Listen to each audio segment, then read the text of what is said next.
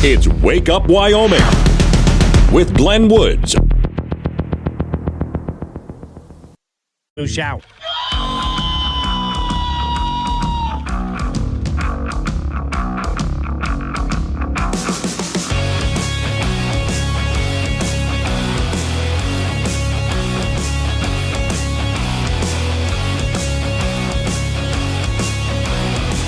6:06 the time. It's Wake Up Wyoming. It is a Thursday, and I swear I can see my vacation from here.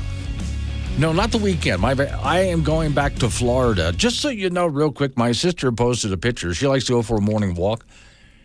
And she posted a picture of herself really freezing cold. And what was it, sister dear, like 65 degrees or something like that out there where you're walking?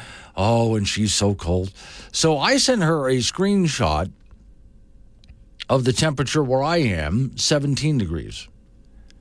And then just said, I'll see you this weekend because I need to get into where the warm is. I really do. No, it's not bad here. If you're used to living in Wyoming, if you've been here long enough, and I've never had that much of a problem with cold weather anyway. It's when it gets windy and cold that I have a problem. But I'm on vacation next week, and I go back to visit family and also with my sister go back to the islands that were pummeled by Hurricane Ian, where she and I grew up. So we'll see those as well. All right. Now, a couple of things one thing before I get into the main topic.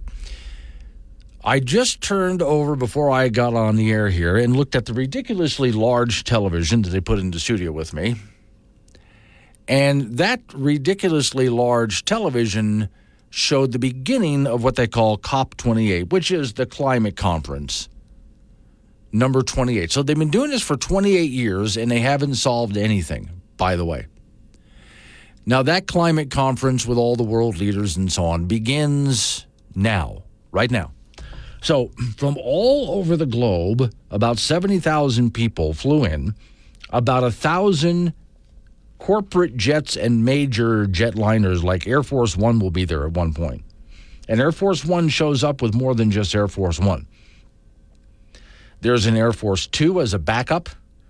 There's the press plane. And then there's a plane that carries all of the vehicles. But, of course, Al Gore and all these other people are there. So they show up with all of these big jet planes. They ride around in limousines and SUVs. They eat all of these wonderful meals at taxpayer expense, by the way, that has nothing to do with eating less meat. There's going to be plenty of meat on the menu, top quality stuff. And then they will complain that the rest of the world needs to cut back their carbon footprint. That begins right now. Maybe I'll get back to that later today. Right now, though, I want to talk about some pro-Palestinian protesters that were in Casper yesterday. But first, trigger warning. Warning. This show contains reference to guns, liberty, limited government, low taxation, the cult of climate change, free thinking, cigar smoking, short people, rubber chickens, Karen's bureaucracy, liberal buzzwords, tour runs, traffic, toilets, terrible jokes, and more. No apologies will be issued. Guest callers may express any opinion they want without fear of being canceled. Unless you're a loudmouth jerk like Dave, then Glenn will hang up on you. Strap in, hold on to your coffee, and feel free to participate. This disclaimer does not refer to every person named Dave, just one particular Dave from San Francisco. We know a lot of Daves. They call this show all the time, and they're great people. So don't call this program and complain that we use your name. That would be a real Dave move, Dave. So yesterday, some pro-Palestinian protesters showed up in Casper, Wyoming. And first off, I'm taking a look at a picture of where they protested. It's on First Street. There's an apartment building called the Virginian. It's a nice little red brick apartment building. For those people in Casper who follow Oil City News, Oil City didn't have to go far for this story at all. It was right outside their front door. And across the street is this big bank building. City Hall is being refurbished on the inside. And so everything in City Hall went to this bank building, filled it up. As a temporary place. So that's why the protesters decided to get out in front of City Hall. Story on the Wake Up Wyoming website says a group of pro-Palestinian protesters planted themselves at the Casper Business Center on Wednesday for their message, Free Palestine and End Genocide. As of noon, the gathering was vocal but not violent. Cars zipped by. A couple of people honked at them. Protesters cheered. That doesn't necessarily mean, by the way, if the protesters were honking at them, that the protesters, that they agreed with the protesters. I mean, maybe in some cases, but in most cases, not really, no. So I took a look at the pictures here. Let's take a look at. We do have, and I wonder if I can catch the audio from this. On the Wake Up Wyoming site, there's a video. Yeah, if you can hear that. A lot of wind yesterday. Typical for Wyoming. And if you're thinking, well, that doesn't sound like much, it wasn't. Say, there's one young lady, all dressed in black. All these protesters had masks on, which, by the way, several people sent me notes.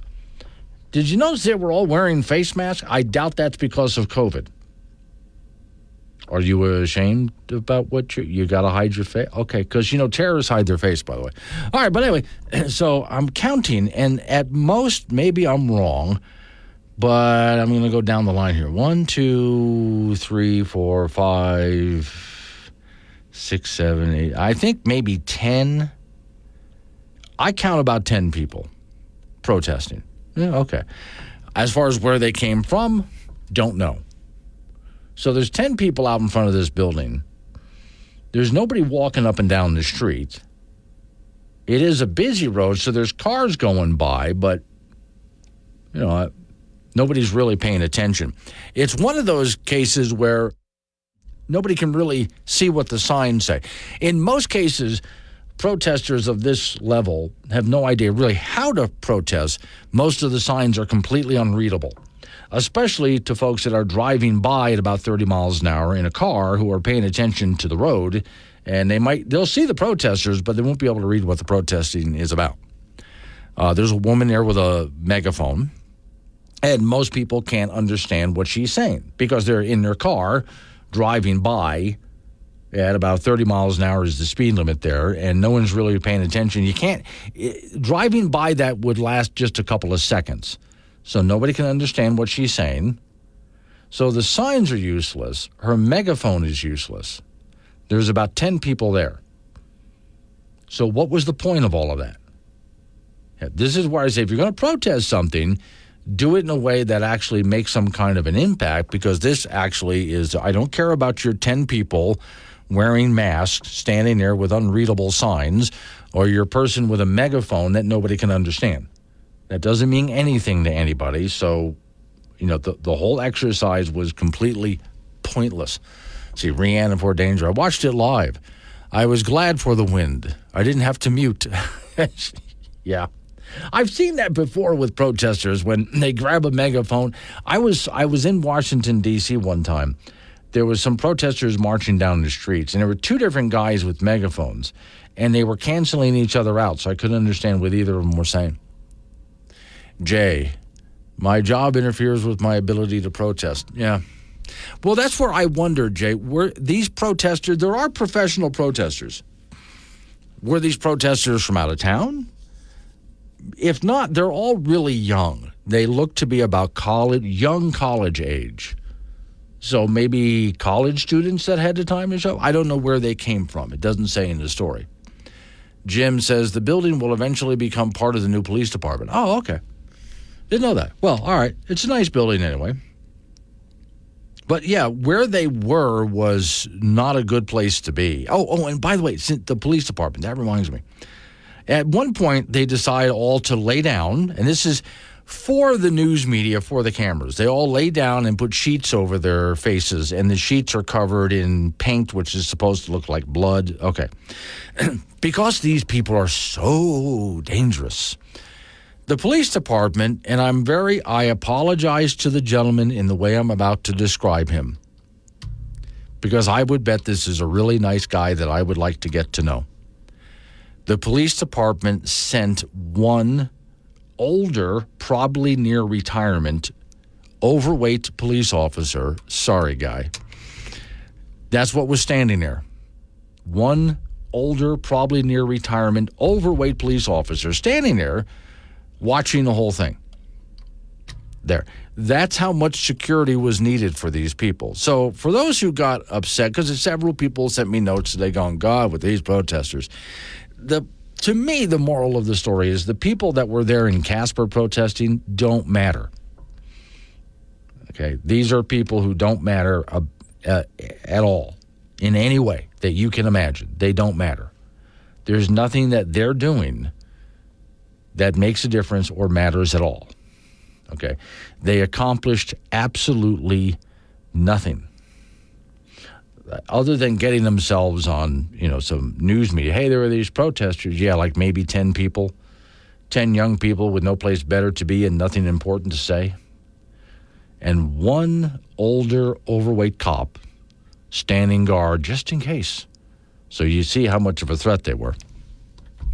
I'm saying don't worry about them. 6:16 is the time. Wake Up Wyoming. Say. Wake Up Wyoming anywhere you do with the Wake Up Wyoming app. Free download for Apple and Android. This is K2 Radio.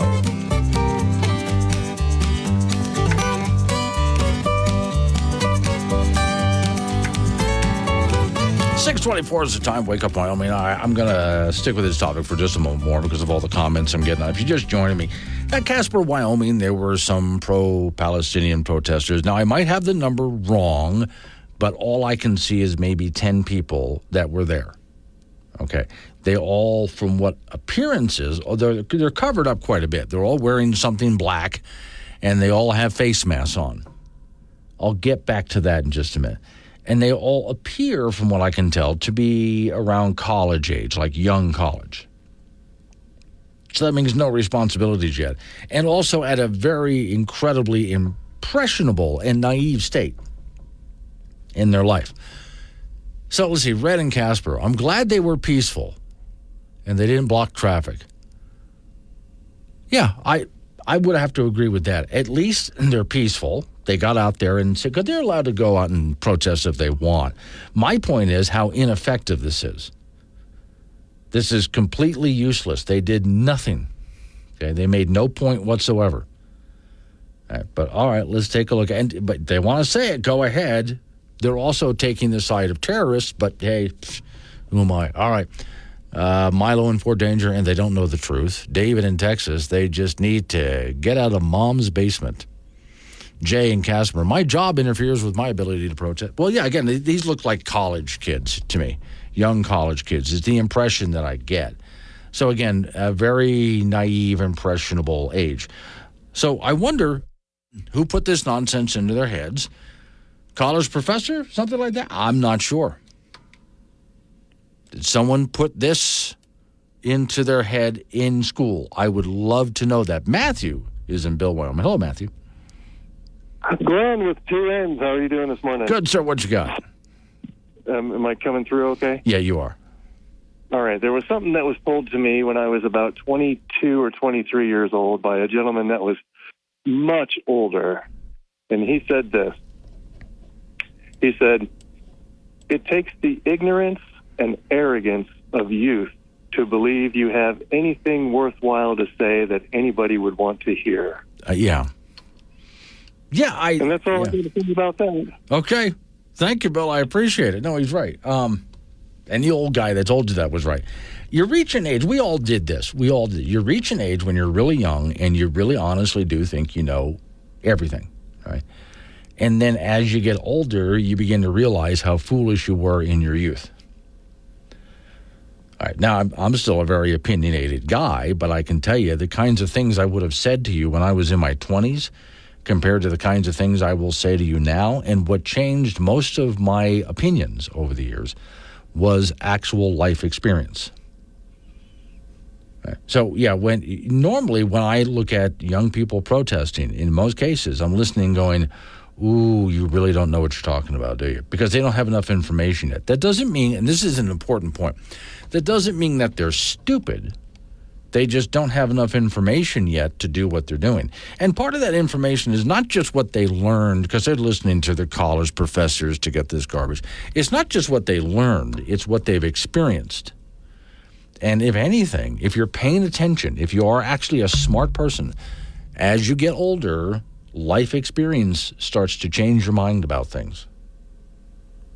So it's the more intelligent people who run into mistakes they make during the course of life and start changing their minds. All right, so let's go back to the protests again.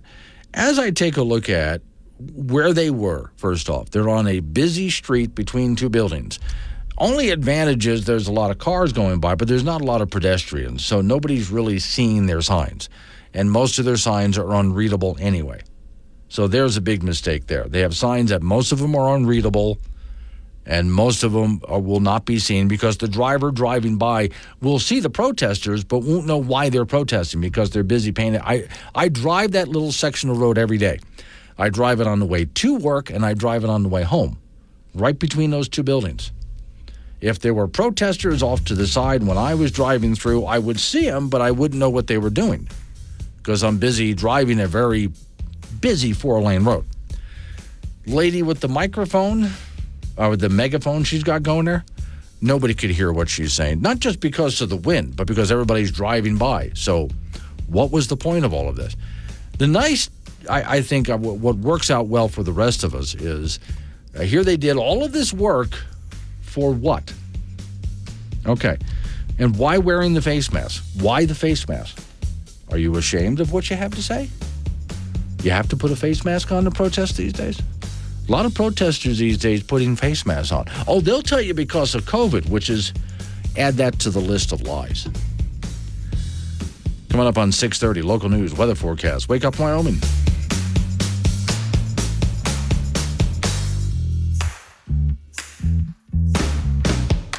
Shower. Got something to say to Glenn? Use the chat on the Wake Up Wyoming mobile app and get your opinions straight to the studio with K2 Radio.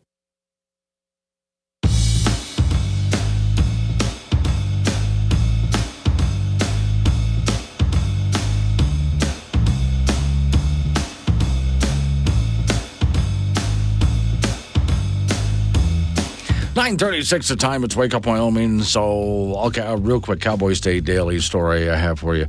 The story is about your rising utility rates. Rocky Mountain Power, according to your Congresswoman Harriet Hageman, will probably get about half the rate hike that it wants. And it wants close to 30% rate hike.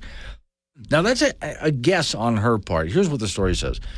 While the Wyoming Public Service Commission said it will not likely have a hard and fast number as to how much Rocky Mountain Power rate increase they'll actually get, Representative Harriet Hageman suggests it'll only be about half of what they've asked for. Rocky Mountain Power had asked for a 21.9% overall increase, and then a temporary 7.7% hike because suddenly natural gas prices spiked and then came back down, and they need to cover that cost.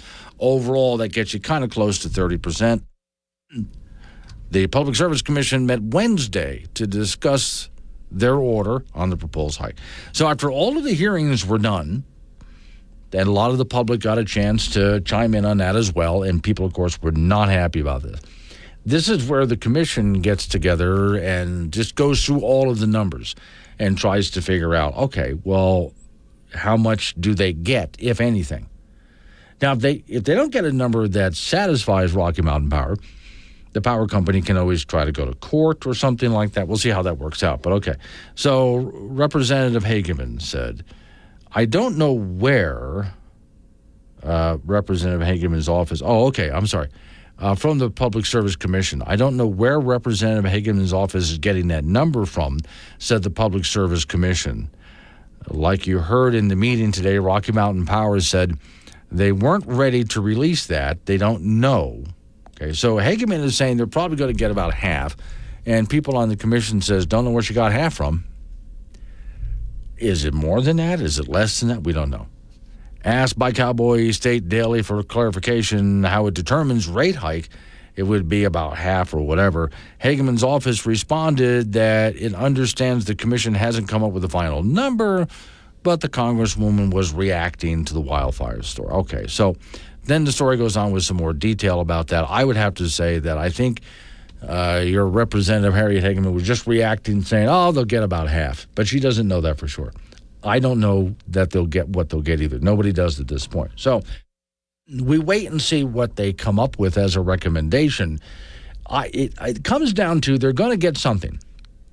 Your rates are going to go up. That's for sure. And I'm with a lot of you. When we first started talking about this, we were all agreeing that close to 30% number is the top number that they ask for, knowing full well that they're going to be beaten down to a lower number. So they can't ask for what they actually want to get because we'll beat them down from there. So they have to take that highball number, knowing that they had to go through this to get it lowered. All right. This still comes back to, though, now on tomorrow's program, and I have him for a whole half hour. Governor Gordon comes on this program Friday from 8:06 to 8:30. There's a lot of things he wants to talk about, and we'll talk about those things. But we will get up to utilities, and there will be a short little discussion on his whole idea of carbon sequestration. That's not going to be the bulk of it. And just so you know, I'm always the cordial host. Okay? I'm going to ask him some tough questions on this, but I'm never the guy who's a jerk about it. Okay? You don't get anything done that way. So we'll talk about things like he has budget ideas. He has a budget proposal out there. There's many things he wants to talk about. But we still have to talk about that, including the rate increase, because every single state and country that's engaged in wind and solar and electric cars and subsidizing all of this and carbon sequestration and et cetera, every single state in the United States and country across the planet has had less reliable energy at a much higher cost, and it's hurting them. And here in America, and even in Wyoming, we're going down the same road. And that's just got to stop. There's no excuse for this. Not when we have energy that is perfectly reliable. I mean, extraordinarily reliable energy at a very affordable price. On that note, and I'll get into it a little bit more, we're still trying to get him on the air, but it's been difficult to get a hold of him. There is a gentleman I've told you about, Alex Epstein. He originally wrote The Moral Case for Fossil Fuels. He has a new book out. He's also founder and CEO of Center for Industrial Progress. He's going to be speaking in Casper, Wyoming, about his new book, The Future of Fossil Fuel, Friday, December 1st at 6 p.m. So I'll be there for that for sure, but we're trying to get him on the air. That's someone I would like to have a nice conversation with our governor. 642, Wake Up Wyoming. Wake Up Wyoming with Glenn Woods on K2 Radio. Join the conversation at 888-97-WOODS.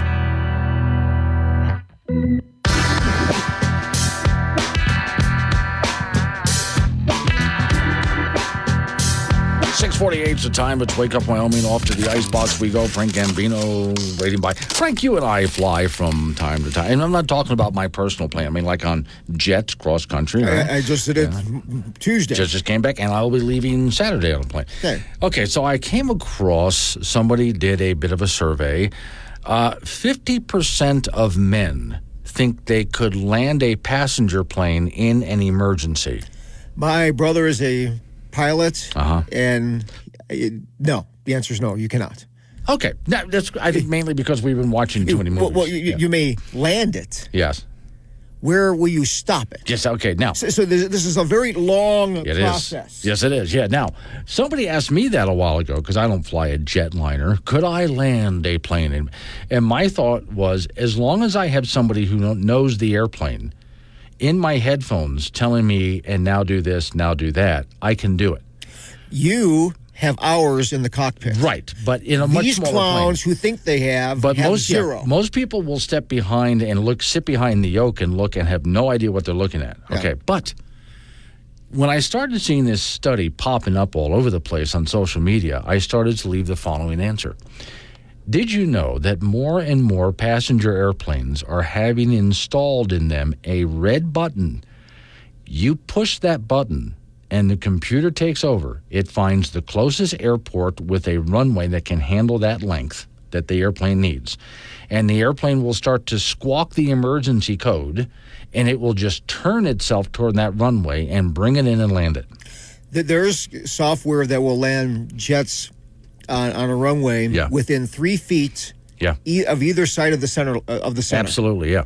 Yeah. So that brings us back to 50% of men think they can land a passenger plane. 50% of men couldn't find the red button. As long as they know their red button is there. See, you're right. They couldn't even find it. Well, no, it's easy. It's right there up top middle. I think 50% of the men out there know of that red button and 50% don't. Yeah. Press. Yeah. Yeah. Just what does this button do? Yeah. That's right. Oh, I'm at the spaceport in Green River. Yeah. How did that happen? For the love of God, don't touch anything else. Yes. Leave it alone. Yeah. Just go. And if anything, if you want to know how this is done, watch the movie Airplane. It explains everything. Exactly. College volleyball at the Division I level. The Wyoming Cowgirls will be in the National Invitational Volleyball Tournament, and they will be in a 4-team pod at Northern Colorado and Greeley starting today. The Cowgirls draw South Dakota at 3 p.m., and UW comes in at 20-9. This will be the last postseason go-around for senior and Casper Kelly Walsh High School grad Corin Caruth, who has 283 kills this season, which is third on the team. South Dakota is 18-10 on the year. This is a single elimination tournament, so if the Cowgirls win this afternoon, they'll take on either Northern Colorado or Valparaiso tomorrow night at 6 p.m. In men's junior college basketball from last night, LCCC from Cheyenne narrowly lost to third-rated Salt Lake Community College, 113-112 in overtime. The Golden Eagles were led by Brandon Teshoa with 26 as they fall to 5-3 on the year. The LCCC women beat the CSU club team their last time out, 74-42, so they sit at 4-4 on the year. Both of the LTRIP teams will take on North Platte, Nebraska on Friday. Casper College men's basketball team beat McCook their last time out, 86-77, as Darius Robinson threw in 30 points for the T-Birds. Casper's 5-5 on the year. The host Colorado Northwestern on Friday night. Casper College women crushed Snow College from Utah their last time out, 92-63, so they're 5-2 on the year. Andy Sischler led the way for the T-Birds with 22. They will be in the Western Nebraska Tournament, Scottsbluff, Friday and Saturday. In the NBA, defending champion the Denver, the Nuggets, off to a 13-6 start after a 134-124 win over Houston last night in Colorado. The Nuggets are 9-0 at home, and they were led by Nikola Jokic with 32. And in the National Hockey League, the Colorado Avalanche will be in Arizona tonight. The Avs are 15-6 and lead the NHL Central Division. In golf, Kelly Walsh player Josh Lane has signed with Eastern Wyoming College in Torrington. Lane was the 2002 4A state champion, and he won that tournament on the very first playoff hole. He finished third at the 2023 4A state tournament that was held at the Powderhorn in Sheridan. That's it in sports. Okay, so what bowl? Explain the bowl game with you. We won't know until Sunday. Okay, Sunday is when we know who they're going to get. Who do you think they're going to get? They may actually pair them up with Ohio again. Oh, okay. And the team that they lost to in the Arizona Bowl. And right. I saw that they would be in Boise against Ohio. I'm like, okay. I saw another prediction that they would be in the New Mexico Bowl taking on New Mexico State. I saw another one where they were going to be in the Armed Forces Bowl in Fort Worth playing somebody. So nobody knows. No. It's a bit. Well, it's you have all these bowls and all these pools of teams, and then there's a picking order. Okay, yes. All right. Well, they got that one. Let's take this one. So we just wait till Sunday and find out what they're going to be. And when will this be played? Probably the second week of December, third week of December. Yeah. Okay, so you got time to buy potato December, chips. Okay, plenty of time. Yeah. All right, thank you, Frank. Coming up on some local business that we have to take care of. We're going to roll into news time after that. Update on your weather forecast. Oh, and then 7:45. Don't forget, Don Day gives us a whole rundown. He and I talk about the weather, not in a boring way. It still change is coming, but, subtle. We're just sort of sliding into winter. Nice and easy this year. It's Wake Up Wyoming.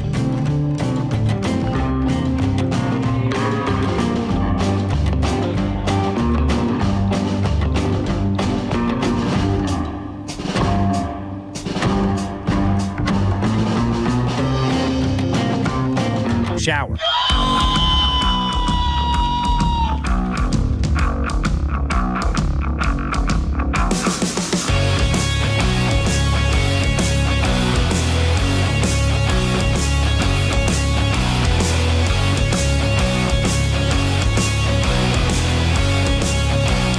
Six the time. It's Wake Up Wyoming. My name is Glenn Woods. Thanks for joining me. It's a Thursday. I'm going to answer something that Frank and I were talking about. Then I'll get on to a real topic for you. But this is just for the fun of it. So I was telling Frank, and this is something going all over social media. For those people who like to do social media, you might see this at some point today. Somebody did a survey, and about half the men out there, according to and you don't trust surveys all that much, but about half the men out there think that if they were on an airliner and the pilots died and it was up to them to land the airplane, could they do it? And about 50% of men say, oh, yeah, absolutely. All right, a couple of things on that. One, airplanes today are being set up with a big red button. It's at the middle of the console all the way at the top.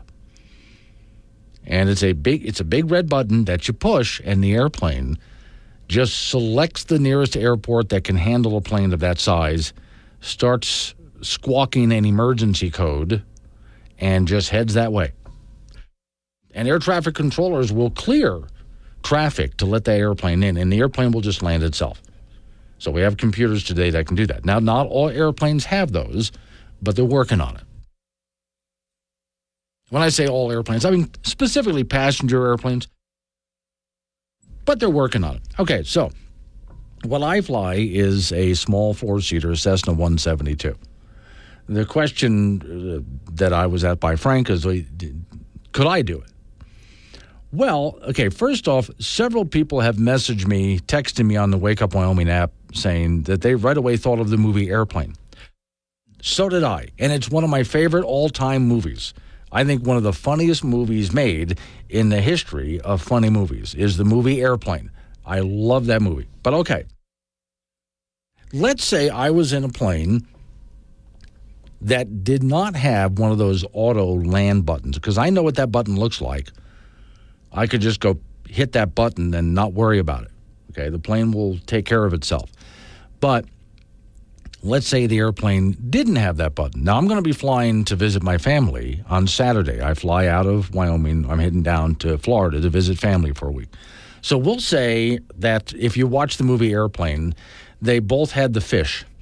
And so both pilots are done. They're out. They're gone. They've been dragged off. The seats are empty. All right. What do I do? Well, first off, I go ahead and sit down in the pilot seat. I put the headphones on. That I know how to do. Step 2, I reach over to the squawk box. I know what that looks like. And I just change the squawk code to 7700, which is the emergency frequency that immediately lets air traffic control know, oh, that airplane's in trouble. Now I have priority.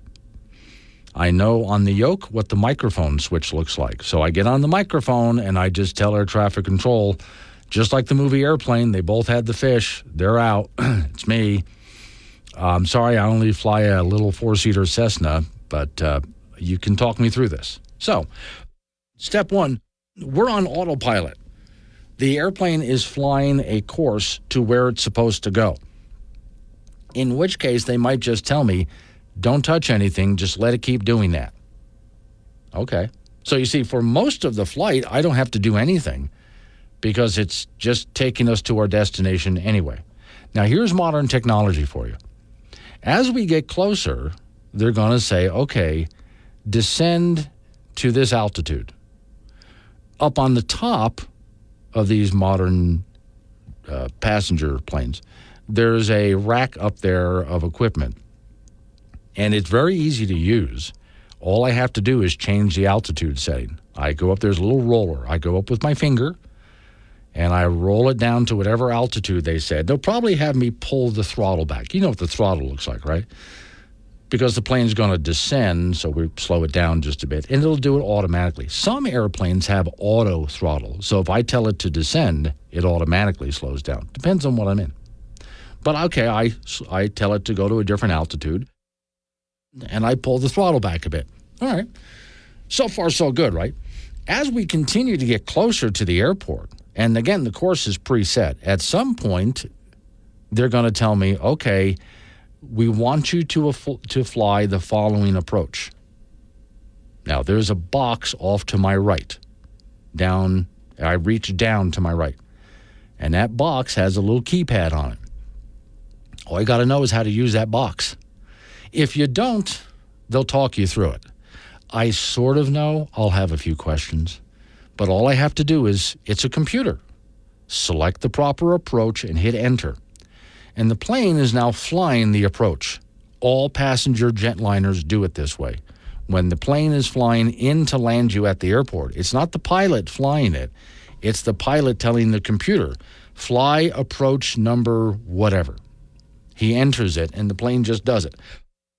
All the pilot has to do is watch how fast he's going, maybe slow the plane down a bit.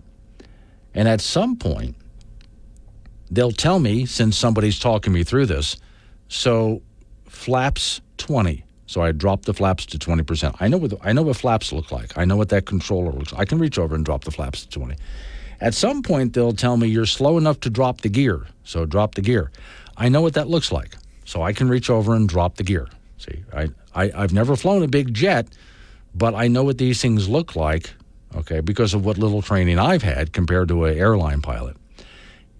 Here's the only part that's going to be really tough. See, so far this is easy, right? Because I know what these things look like, and I know how to manipulate them. And the computer does most of the work. Here's the hard part. At some point, we're close enough to the runway that I'm going to have to push this little button. It's on the left side of the yoke. It's a red button that disengages the autopilot because now I have to touch down. That's the hard part. I'm going to have to, as we descend down at an angle, I pull up and round it out so we're heading straight down the runway, not angling down to the runway, but now heading straight down the runway. That's where I'm going to need someone in my headphones saying, okay, start your round out now, reduce your speed to the following, okay, reduce your speed all the way, throttle back to idle. That I can do, I just need somebody to tell me when. Because the little plane I fly is only 4 seats, not a passenger plane. There's a big difference here. So they got to tell me when to round out and when to pull the throttle back, okay? Still, landing a small plane in a big plane, it's the same thing. It's the same process. It just is going to feel a lot really different. So, can I give you a touchdown if you're a passenger in the back? Yes. I am not going to promise you a smooth touchdown. But I can still bring the plane down. As long as the guy in the headphone is telling me when to round it out and when to pull the throttle back, the rest I can do. I'm just not going to promise a smooth landing, okay? So can a guy with, this has been a question, with minimal training, like me, land an airliner? As long as he has someone in his headset helping him out, yes, because the computer does most of the work most of the way. Which is why more and more airplanes these days, especially the bigger jetliners, they don't all have it yet, but they're working on it, are getting that button where you can just reach up. A stewardess would probably do it. Oh, my God, both the pilots had the fish. They're both out. And she will just reach up and push that red button, and it's all going to happen automatically. Nobody has to do anything. So because of modern computer technology, we have eliminated the need for a passenger to land an airplane or some schmuck like me to give it a go. Okay, it's not necessary, which unfortunately means we cannot do a remake of the television or of the great movie Airplane, which is one of the funniest movies ever made. Because back in those days, it actually took a person to manually do everything. Back in the era, it was in the 70s when that movie was made, and a pilot really did have to manually do just about everything. With today's computers, not so much. So could you learn to land an airplane? Yeah, you actually could. Because you have so much computer assist these days, you could, with some training. Thank God they invented that button. 7:16, wake up. He's talking to himself in a padded room, and you could be the voice in his head. Join the conversation on Wake Up Wyoming, 866-97-WOOD. 7:21's the time. Wake Up Wyoming just got this message from Nunn and Casper. By the way, people, you can call the show. 888-97-WOODS. That's 888-97-WOODS. So you can do that. But there's also people who text me. So you go to your app store for whatever mobile device you use. Download the Wake Up Wyoming app. Just go to your app store, type in Wake Up Wyoming. It's free. One of the options you'll see is chat. When I'm on the air, you can go ahead and type in chat. and I respond both on and off the air. So Nunn and Casper writes, and he says Nunn because you can give yourself a name. I see his real name here, but some people use like a CB handle when they talk to me and make up a name, and that's kind of fun too. He says, Rocky Mountain Power put a flyer in my November bill entitled Wyoming Rate Request. The fact that states that they have been charging 7.6% cost adjustment to customers since July without final approval. It also states that natural gas costs have increased 89% and costs have increased another 38% over market power costs. And then there's other costs like 199% for this or that cost. They also state that without wind, and this I completely reject, without wind and other renewable resources, there's no such thing as renewable power. Yeah, that's a name that's false. But anyway, rates would have increased another 60%. I reject that idea. Look, the reason that we have so much wind and solar is mostly because of all the subsidies. These are not exactly profit-making endeavors here, wind and solar. So I reject. They do get a lot of subsidies through wind and solar, a lot. But if the subsidies dry up, you know what happens next, right? Now, the next story I have on that, again, Cowboy State Daily, Wyoming coal mine says federal roadblocks force layoffs of 15% of workforce. 19 coal workers, says the story, in southwest Wyoming are facing unemployment as the holiday season hits full throttle. Black Butte Coal Company and East Rock Springs confirmed to Cowboy State Daily on Wednesday that it has laid off 19 workers this week. The layoffs drew attention of Governor Mark Gordon and Cynthia Lummis and Representative Harriet Hageman, all who issued statements blaming President Joe Biden's anti-organic fuel policies for the terminations. Quote, today, we are unfortunately witnessing the tragic reality of President Biden's Green New Deal agenda, and my heart breaks for the 19 Black Butte Coal Company employees losing their jobs, Lummis said. Their hard work helps keep the lights on. Yeah. And, by the way, will help keep us warm in the wintertime, too. But, all right. Biden has been, the story says, outspoken about his conservation-based energy policies since taking office in an effort to fight climate change. The results of these policies are generally meant more regulation and less approval for organic fuel projects and leases that have was seen under former President Donald Trump's administration. So the story says the layoffs will reduce Black Butte's total workforce by roughly 15%, from 132 to 113. Breaks my heart, said Steve Gilley, the mine manager. Gilley said the layoffs are the result of a refusal from the Biden administration to allow the business to expand its operations with federal coal reserves. Black Butte originally applied with the Department of Interior and the Office of Mining and Environment. Although it received original lease approval in 2017 and a permit in 2021, the momentum on getting final, think about how long this takes. They got original lease approval in 2017 and a permit from the state in 2021. Federal coal reserves expanded the mine 963 acres.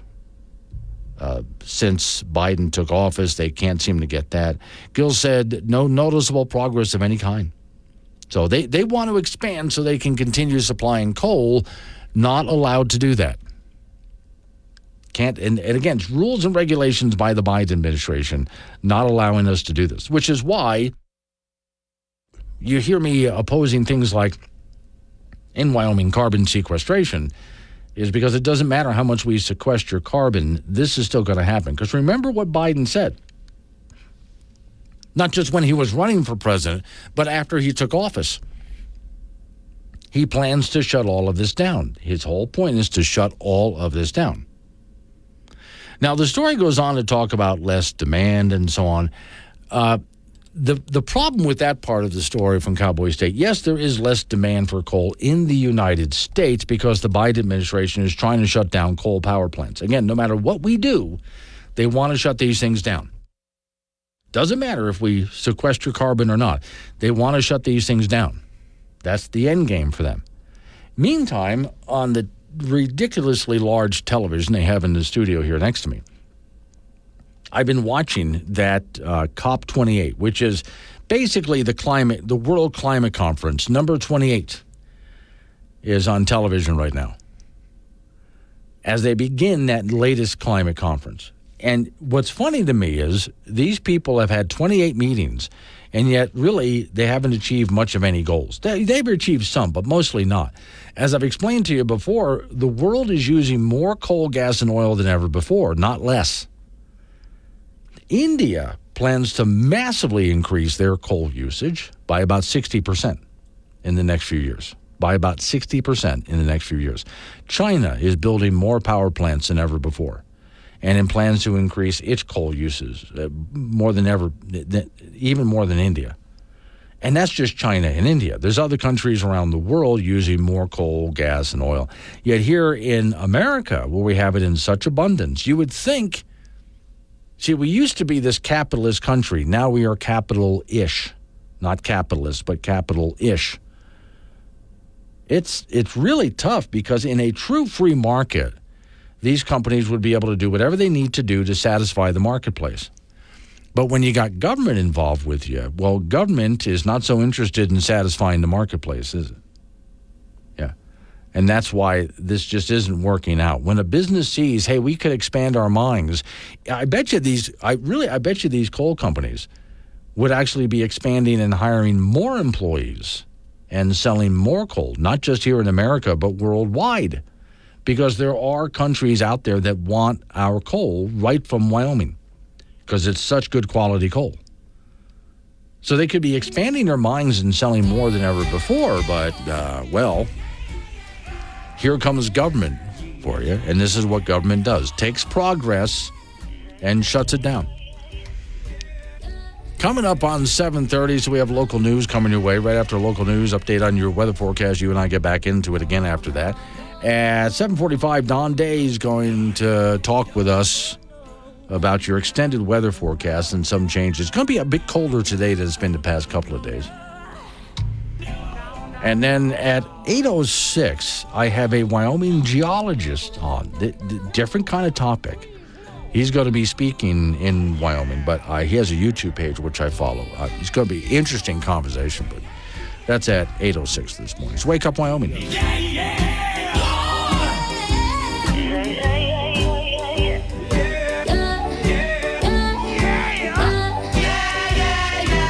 Shower. Where Wyoming comes to talk. This is Wake Up Wyoming with Glenn Woods on K2 Radio. Be part of the show at 888-97-WOODS.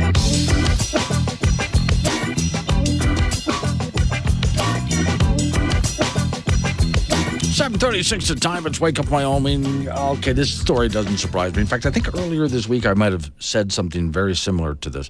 There are those people who are homeless, and you've seen them around. If you're some of the towns in Wyoming, some of you have seen the homeless in your area. Depends on where you live, but some of the bigger communities, yeah. So where do these people go when it starts getting colder like it is now? Well, some of them, they just follow the geese south for the winter. But there's others, they're from here. They don't know where else to go. They're from here. So what do they do when the temperatures really drop? Headline, Cowboy State Daily. Wyoming man accused of threatening to kill a deputy so he could stay in a warm jail. Well, that's one solution there. Accused of attacking sheriff's deputies and threatening to kill them so he could go to prison and have a warm place to live. And the irony of the name. A Hot Springs County, man faces up to 11 years in prison. That's 11 winters. Nice. The criminal case, 51-year-old man, felony level, Hot Springs County District Court. Okay, so the Hot Springs County deputy charged him November 6th with one felony account of interfering with police by trying to cause bodily injury and misdemeanor charges, and it goes through all the different. He tried several things. The felony, he could get up to 10 years for that and a $10,000 fine. He doesn't have the money. If I were him, I wouldn't pay the $10,000. That means he gets to stay in jail longer if he doesn't pay it. The investigation, I one time heard of a story. A guy was already in prison for life because of murder. While in prison, he killed somebody else. And so the judge gave him another life sentence, so it's 2 life sentences, plus a $10,000 fine. And I'm thinking, if I were him, I wouldn't pay the fine. What are you going to do? Jail me longer than 2 life sentences? But all right. And the investigation started Sunday afternoon, county road between Thermopolis and Batiste. Hot Springs County responded to the home of a man with domestic disturbance. Gee, go figure. What a surprise. And Bradford told dispatch that a woman on his property was intoxicated, out of control, that he feared for his life. Okay, but it goes through the whole story. Then the police arrive on the scene. They went to talk to the woman. Bradford slurred his words when he showed up with disjointed logic and bloodshot eyes. Gee, do you think he's had a few? Affidavit says he agreed to a preliminary breath test. Now, I think when it comes to a breath test, for you police officers, correct me, you have these devices where they can go ahead and breathe into the device. By the way, when this guy arrives, he's driving, so, you know. But you want him to breathe into this device. I would just say, let the guy walk up, get in your face, and go, what does that smell like to you? Because in certain cases, you could probably arrest him right there. Okay, so anyway, it then gets into the dispute. Okay, so warmer jail. Then came the warnings and alleged threats. The affidavit said it talks about how he doesn't trust anyone, how he lives sort of alone in the area. It's getting below 32 degrees. It's getting cold in that county. It really is. They've had some snow out there, too. So, okay, that's when he starts to threaten police officers, and the story goes on. Oh, a taser? Wait, there's a taser. They hopped into the back of the ambulance, entered the back of the ambulance. He had control of the taser and had put distance between himself and the police officer. Okay, so he tries to get control of the police officer's taser, gets it for a bit. Oh, this guy really intends to go to jail for a while. This guy's cold. The more look, the story's on Cowboy State Daily if you want all of the gory details. But really, this guy's cold. So he wants to make sure that he doesn't just get arrested for a night or two. He wants to be there for a while. Now, what does he get out of this? A nice warm cell, 3 square meals, television time. Hey, he's got some weights if he wants to work out. So what he needs to do is make sure he doesn't have a lawyer. If he wants to continue with this, make sure he doesn't get a lawyer. He needs to represent himself. You've heard this. Whoever represents himself as a fool for a client. Okay, sounds perfect.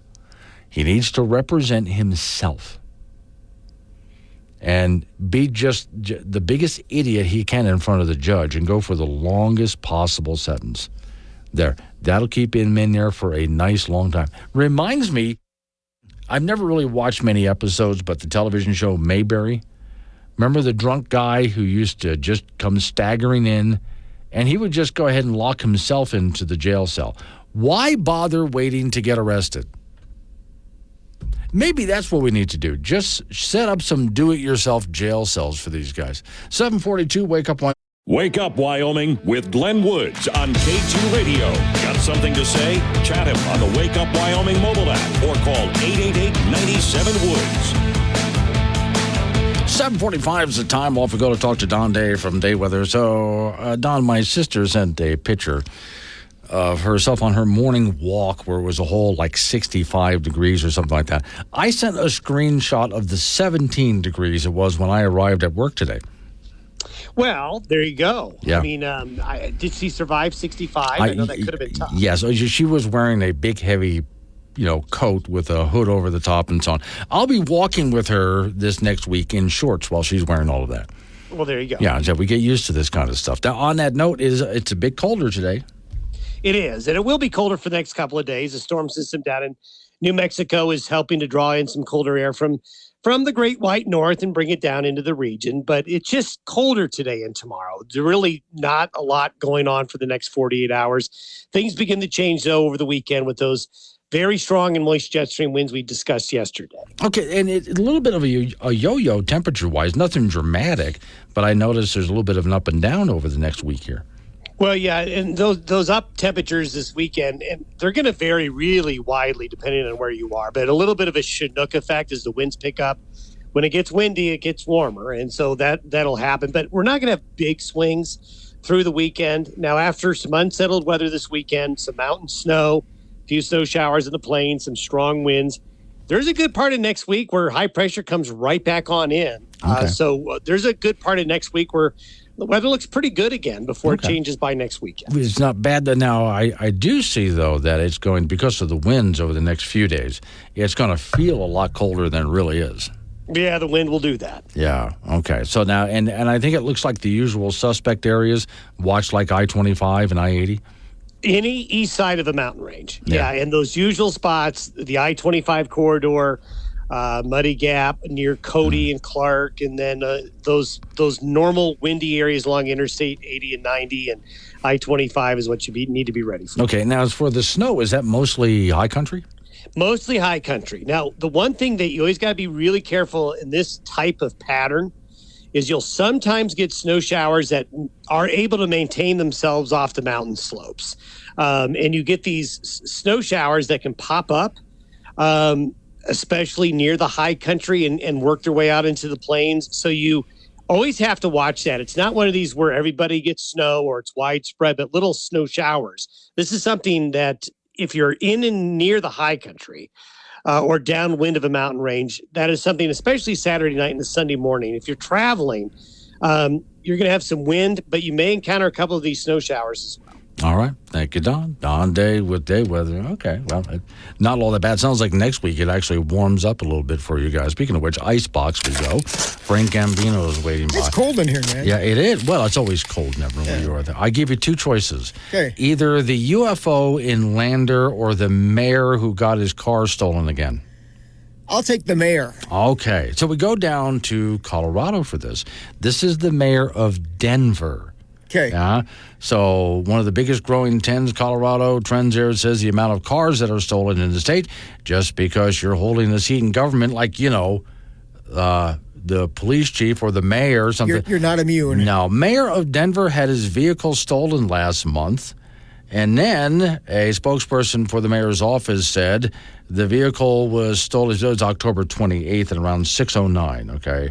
And then he gets a car back, and then it's stolen again. How would you like – you're the mayor, for Pete's sakes, of Denver. Doesn't the mayor have a security detail on the block that he lives on? You would think. That's what I would think. Where exactly is he parking his vehicle that it's open to being stolen?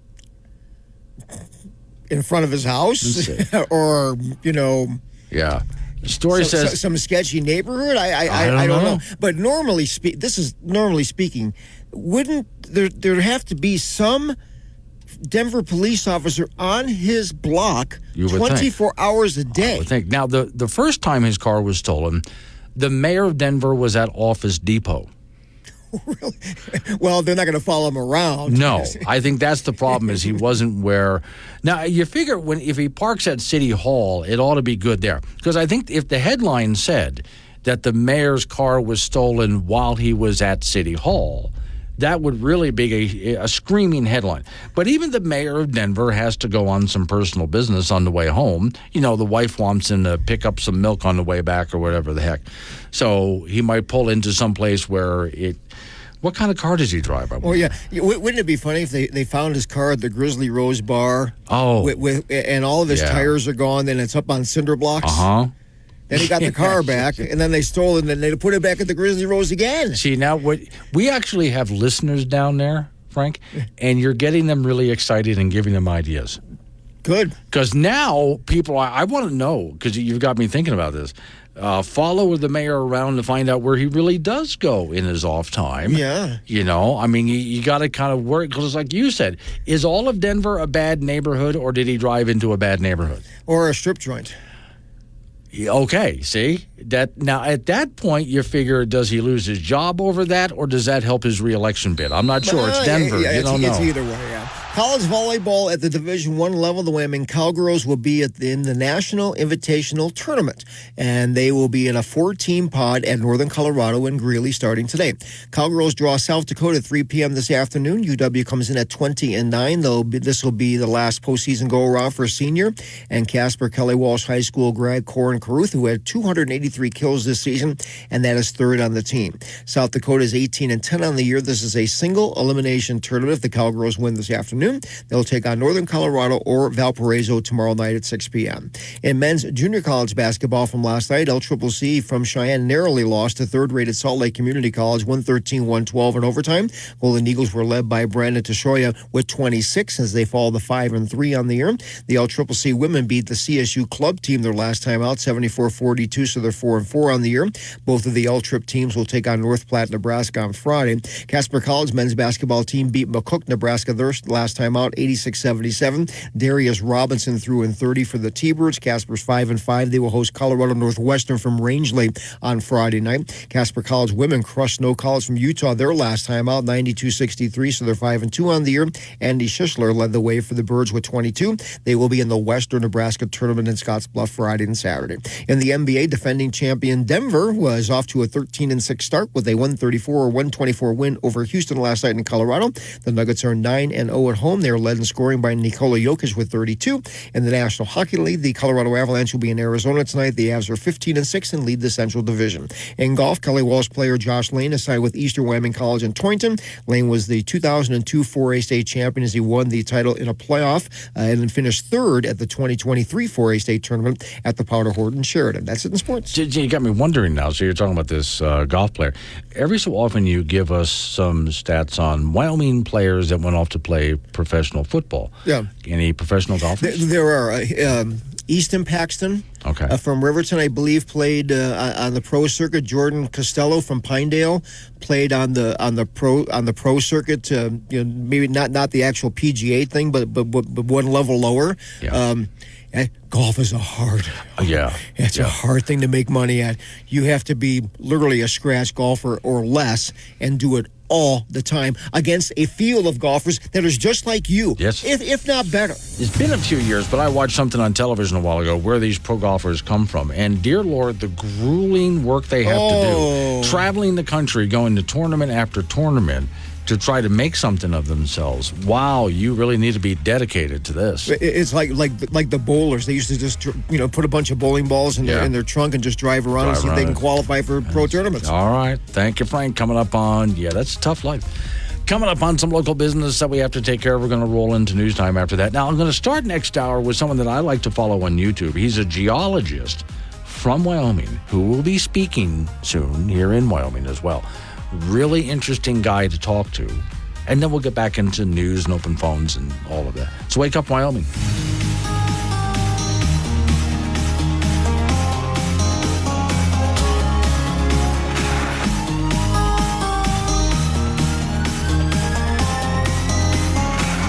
Shower.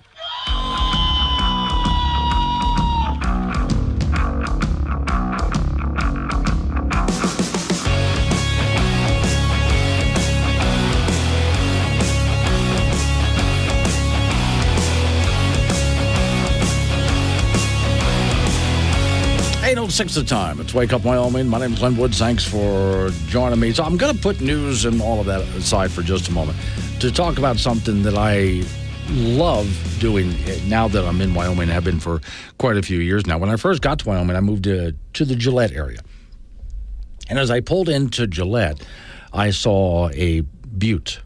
And first off, didn't know the name of that. Being a Florida boy, it's primarily flat in Florida, especially on the islands I grew up on, just flat. And I looked at that and thought, why? All right, and then as I traveled around the state, now my family's got a cabin in the Carolina Mountains, so we get to see what mountains look like, things like that. But as I continued to drive around Wyoming, I would look at the landscape and think, but why? How? On a few occasions, several occasions, I turned to friends of mine and said, I didn't know that the Earth did that.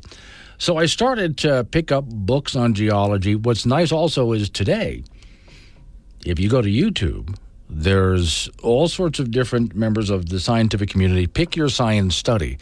And these people are posting their own videos directly. Like, for example, one I follow, Myron Cook is a Wyoming geologist who travels the state and does, well, beyond the state too, but does a lot of geological videos on those questions of why. Myron, it is good to finally talk to you after watching every one of your videos, some of them more than once. Wow, I'm impressed, Glenn. You to do that. I'm wondering if you need some more things to do in your life, watching that many of my videos. I definitely do, yeah. But no, it really, you've been to some places in Wyoming where I would sit there, you and I have sat in some of the same exact places, and I've sat there and looked at, let's say, a wall somewhere, and thought, now, how in the world, and why those different stripes, why the different colors and consistency and material? And I'm trying to picture, the reasons for this, and I realize, but you tell me, you're the geologist, obviously, this seems to be, geologically speaking, one of the best places for a guy like you, a geologist. There's so much exposed here, and it's so interesting. Can you imagine living someplace that's better than Wyoming? No, I can't. I've had great opportunity in my career. I recently retired, but in my career, I traveled the world looking at geology and studying geology. The place that comes to mind that's competitive with Wyoming would be Argentina. But Wyoming, for me, has it all. And I was just fortunate enough to be born in the Bighorn Basin. And, some of my viewers have commented that, the geology chose you, Myron. You didn't choose geology because somehow we had this connection, right, with the land.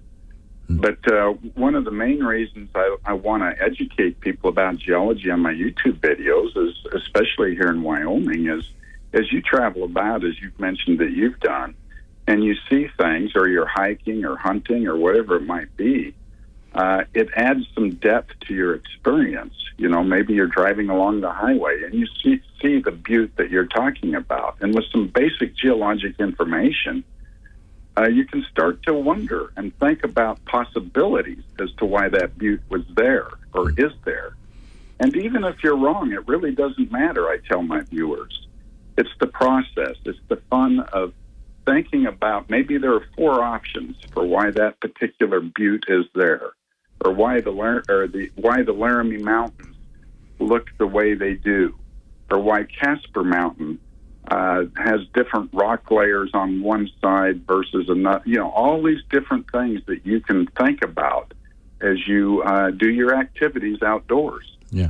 Now, if people wanted to cheat, there's times that you'll start a video and you'll show us something, and I look at it and think, okay, you're going to tell us why it's that way. If I wanted to cheat, I could skip to the end of the video and get the answer. Or I can hang through the video as you explain your process. And there is, I think, a process, some people obviously will have more of a talent for it than others, but I think there's a process that everybody can learn so they can look at the landscape and try to piece together how it got the way it was.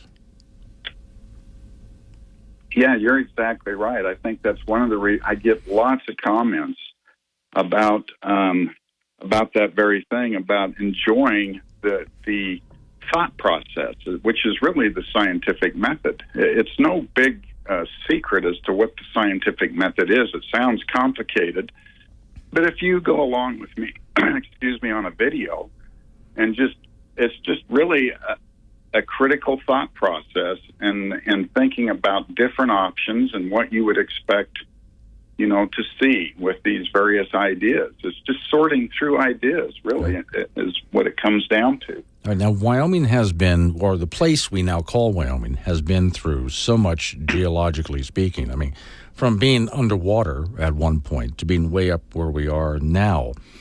When we take a look at all of the different layers here, why is specifically this area so exposed with so much for us to see and learn compared to other places that I've lived?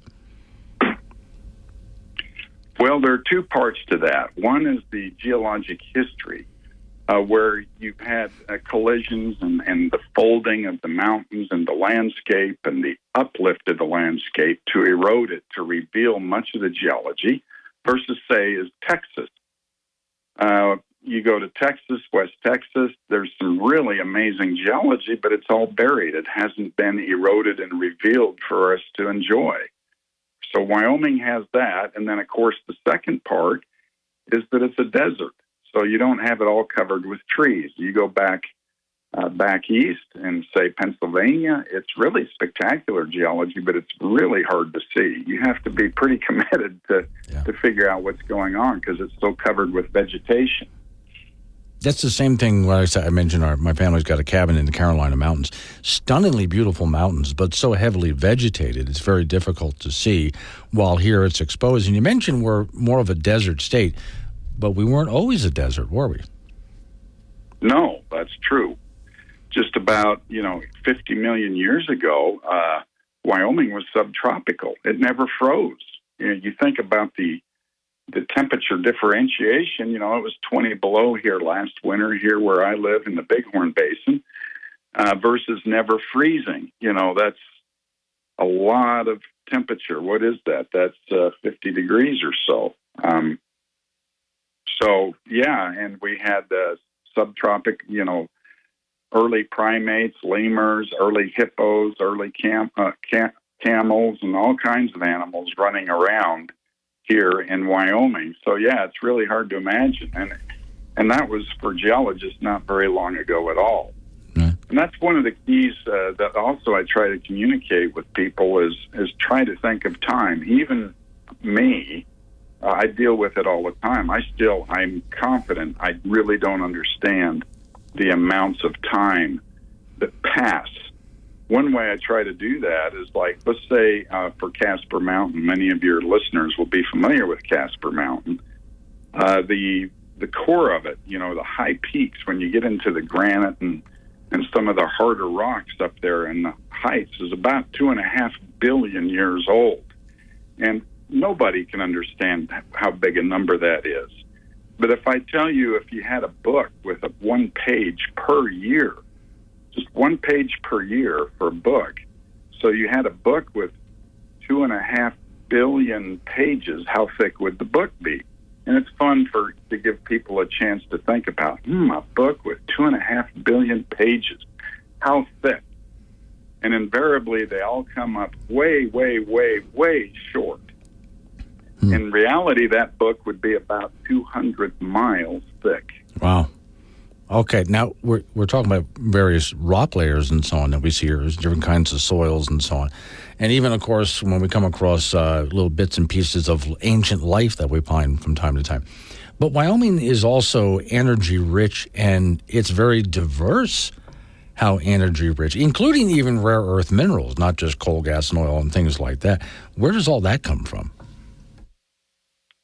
Well, the thing I'm most familiar with is the petroleum system. So for hydrocarbons, it depends where you're at in the state. Over in the western part of the state, in the Bighorn Basin, most of the petroleum actually migrates clear from dominantly right around the Idaho-Wyoming border. So it gets in a rock layer. It's buried deep. This material that's buried and generates oil is buried deep, and it gets in a rock layer that it can flow along through, kind of like groundwater does, and it goes clear to there. Now, over near Casper, as you get into the Powder River Basin to the north, it's all generated locally from layers that are buried within the basin itself. And geologists know which layers those are that actually have organic material within them that when they're buried generates oil. So those are two areas. In the Denver Basin, which creeps into Wyoming, is similar to the Powder in that it's generated within the basin itself. Doesn't sound to me like, for a guy who just said he was retired, you're not really retiring well. It sounds like you just keep going. Well, I love geology, and I noticed during the pandemic, I was kind of locked up. Here in Wyoming, it was a little more free, but I wasn't in Wyoming. I was in Saudi Arabia at the time. I spent the last 5 years of my career there. And I just started noticing that on YouTube, I felt that there was a lot missing in geology for the general public. So I thought, this would be fun to do. So I just started doing it, and it's been been surprisingly popular. I started this only about 2 years, a little less than 2 years ago. Right now, I have people watch my channel about 1,500 hours a day. Yeah. It's a weird world out there to think of that, but that's the way it is. So if people want to find your YouTube page, how do they do that? If they just go to YouTube and put my name, Myron Cook, M-Y-R-O-N, Cook, it'll come up, and you'll be able to see me, and there's a lot of Wyoming geology that I cover. Okay. I'm looking forward to the next video, and I still want to get with you. I have some friends who are also watching your videos. I've talked to you about getting one of those pontoon boats and going up Alcova, going right up through the canyon there, and just sitting back and letting you explain it to us. Because I've watching your videos, I've learned a lot, but I still have a lot of questions about Alcova, which I know geologists just absolutely love that area. There's so much going on there. So maybe we can get together in the spring and do that. Yeah, that'd be fun. All right. That'd be a good time. Well, good to finally talk to you. Thanks for coming on this morning, Myron. I appreciate it. You're welcome, and have a good day. Yeah, it's 818 Wake Up Wyoming. Council. Glenn Woods. He talks to you, not at you. Be part of the show at 888-97-WOODS. This is Wake Up Wyoming on K2 Radio.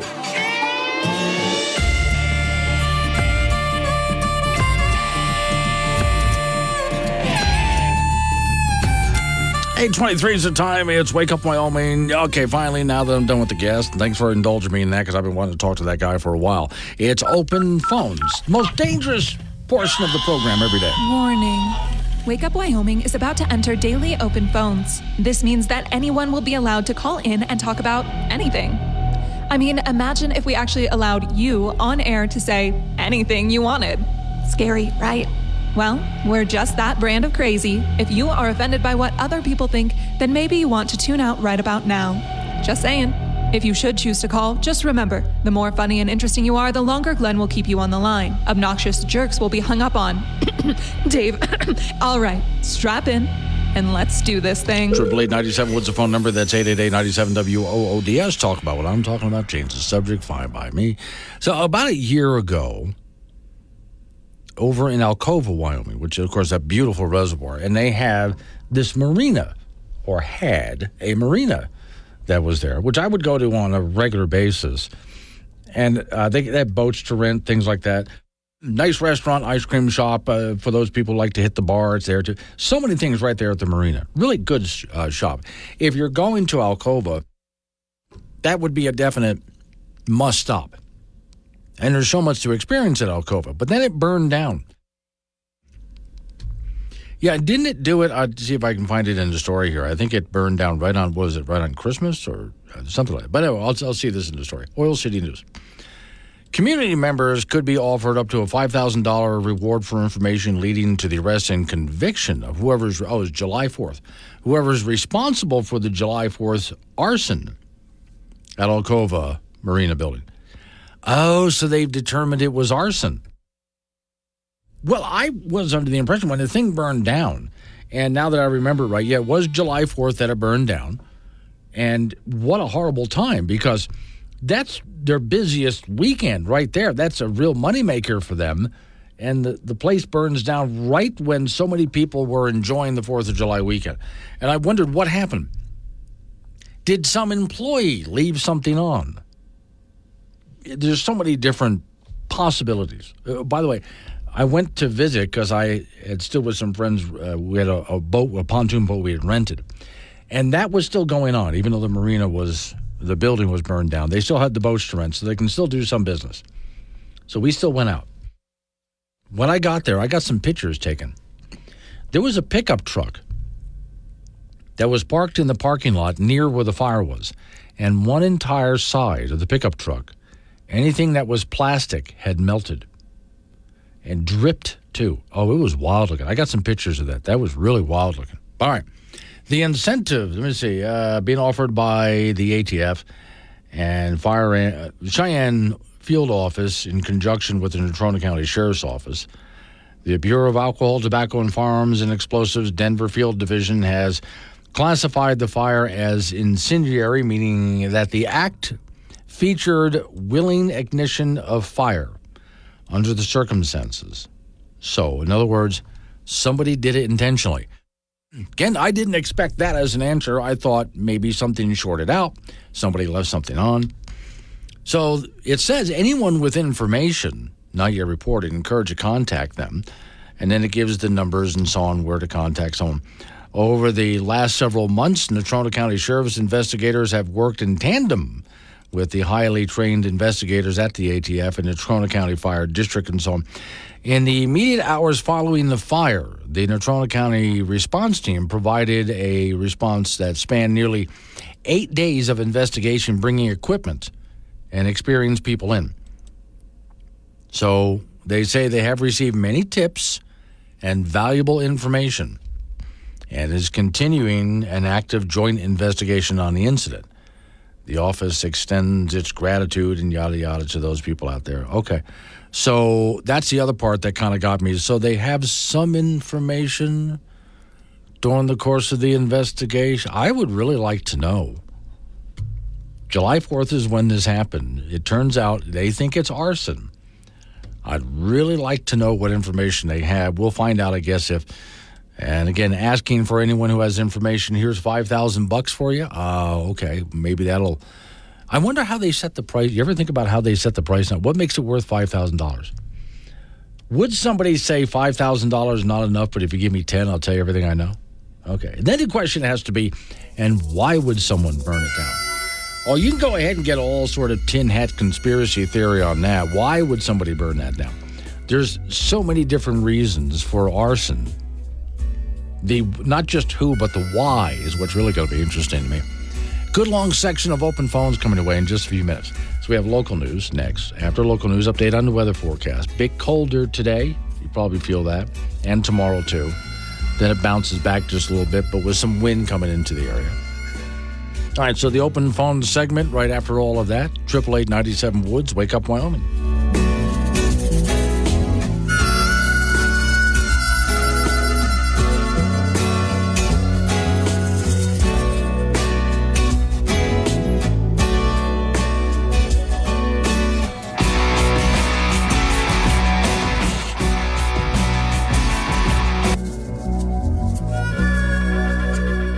Shower. Covering world-ending catastrophes for years to come. It's Wake Up Wyoming with Glenn Woods. Find content, chat live, and listen on demand on the Wake Up Wyoming mobile app.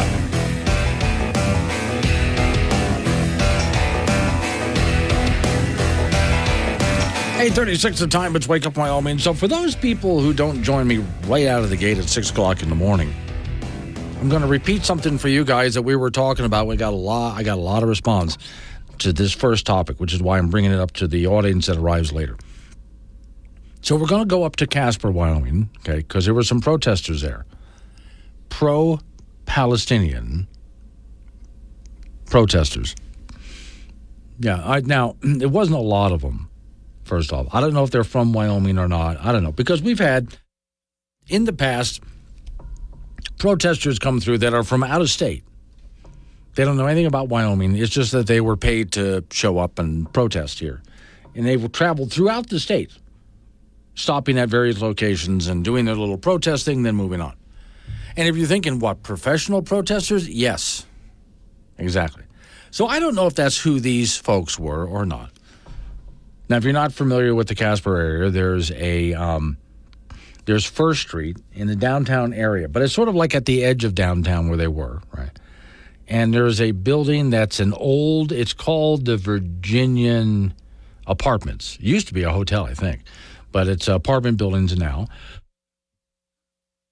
Red brick building, and right across the street, which is a 4-lane road. And it's tight because it's 4 lanes with sidewalks and buildings on either side, so it's really tight.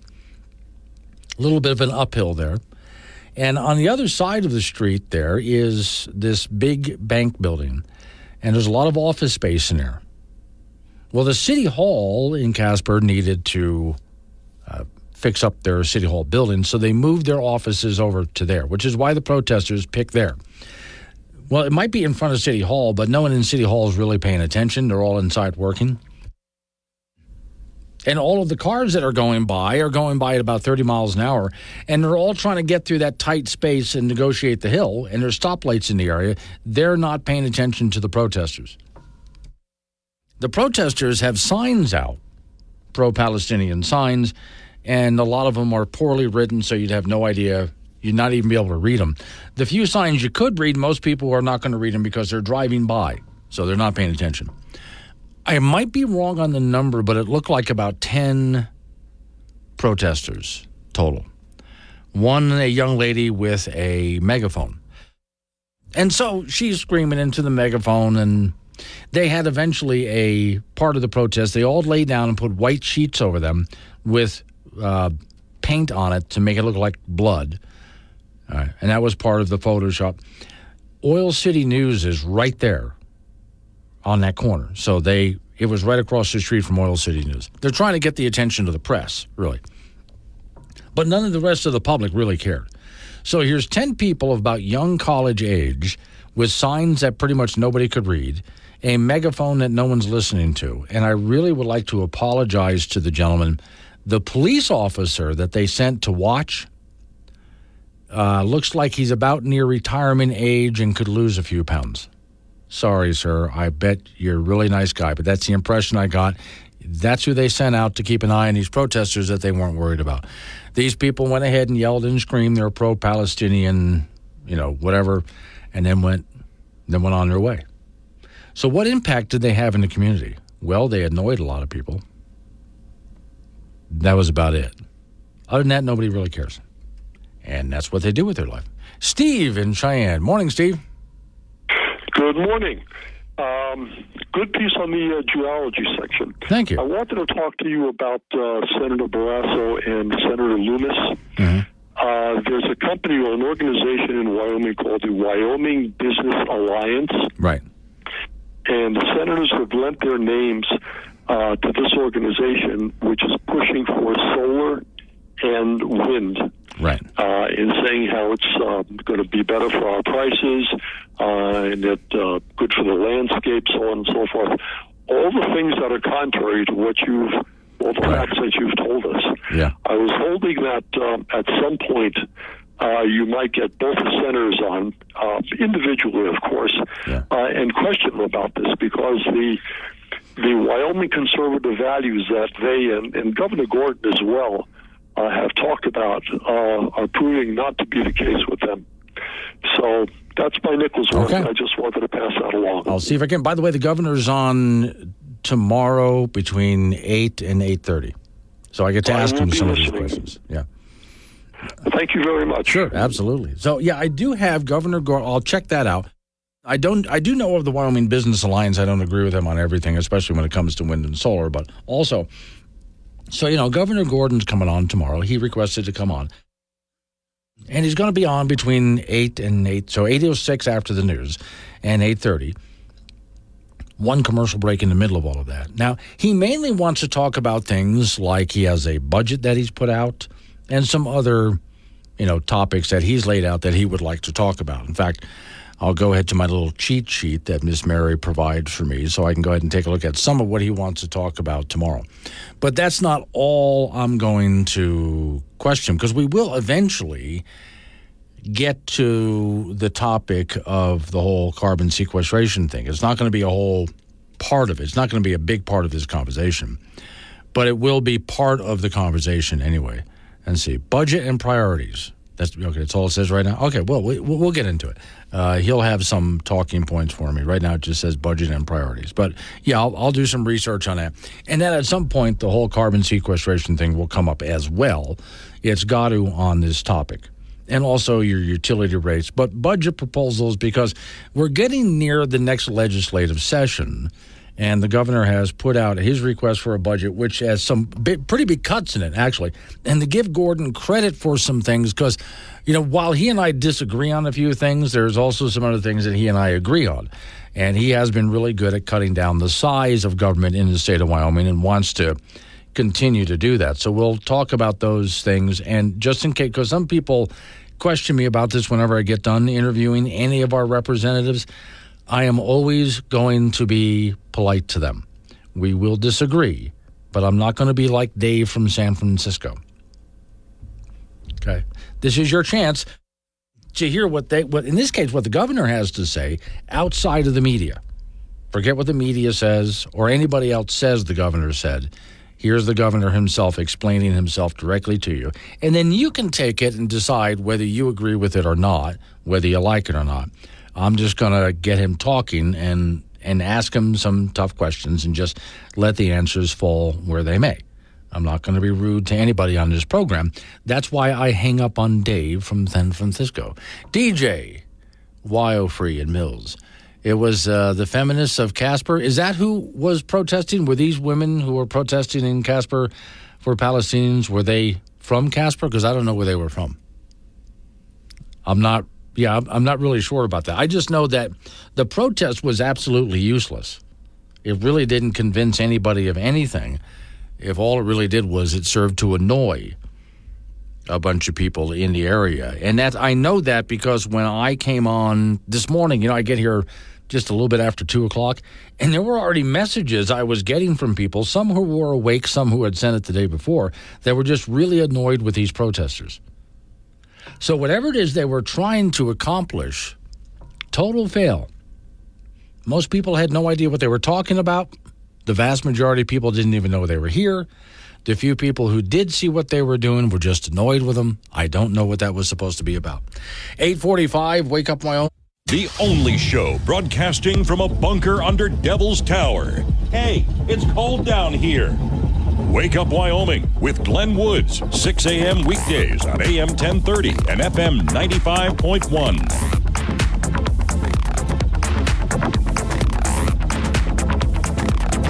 8:48 is the time. It's Wake Up Wyoming. Off we go to the icebox. Bring Bambinos waiting by. Okay, so I gave you a choice last hour. Now you're stuck with the Lander guy. Yeah. Okay, so there's a lady who posted this who we follow each other on social media. So I asked, can I use this picture? She said, absolutely. Sure. Her name is Donna.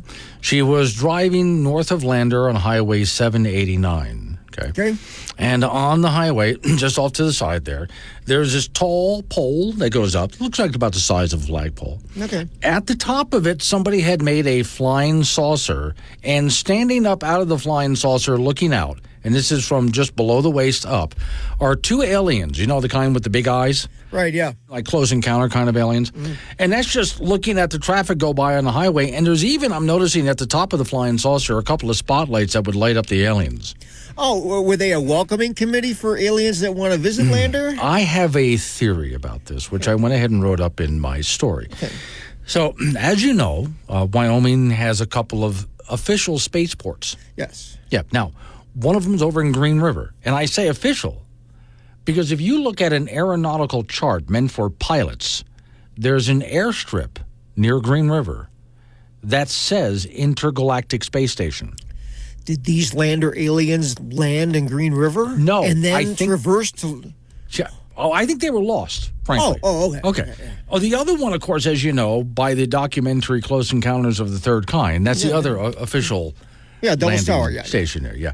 So I just kind of wonder, were these guys lost or asking, are they standing up out of their spacecraft because they're asking directions?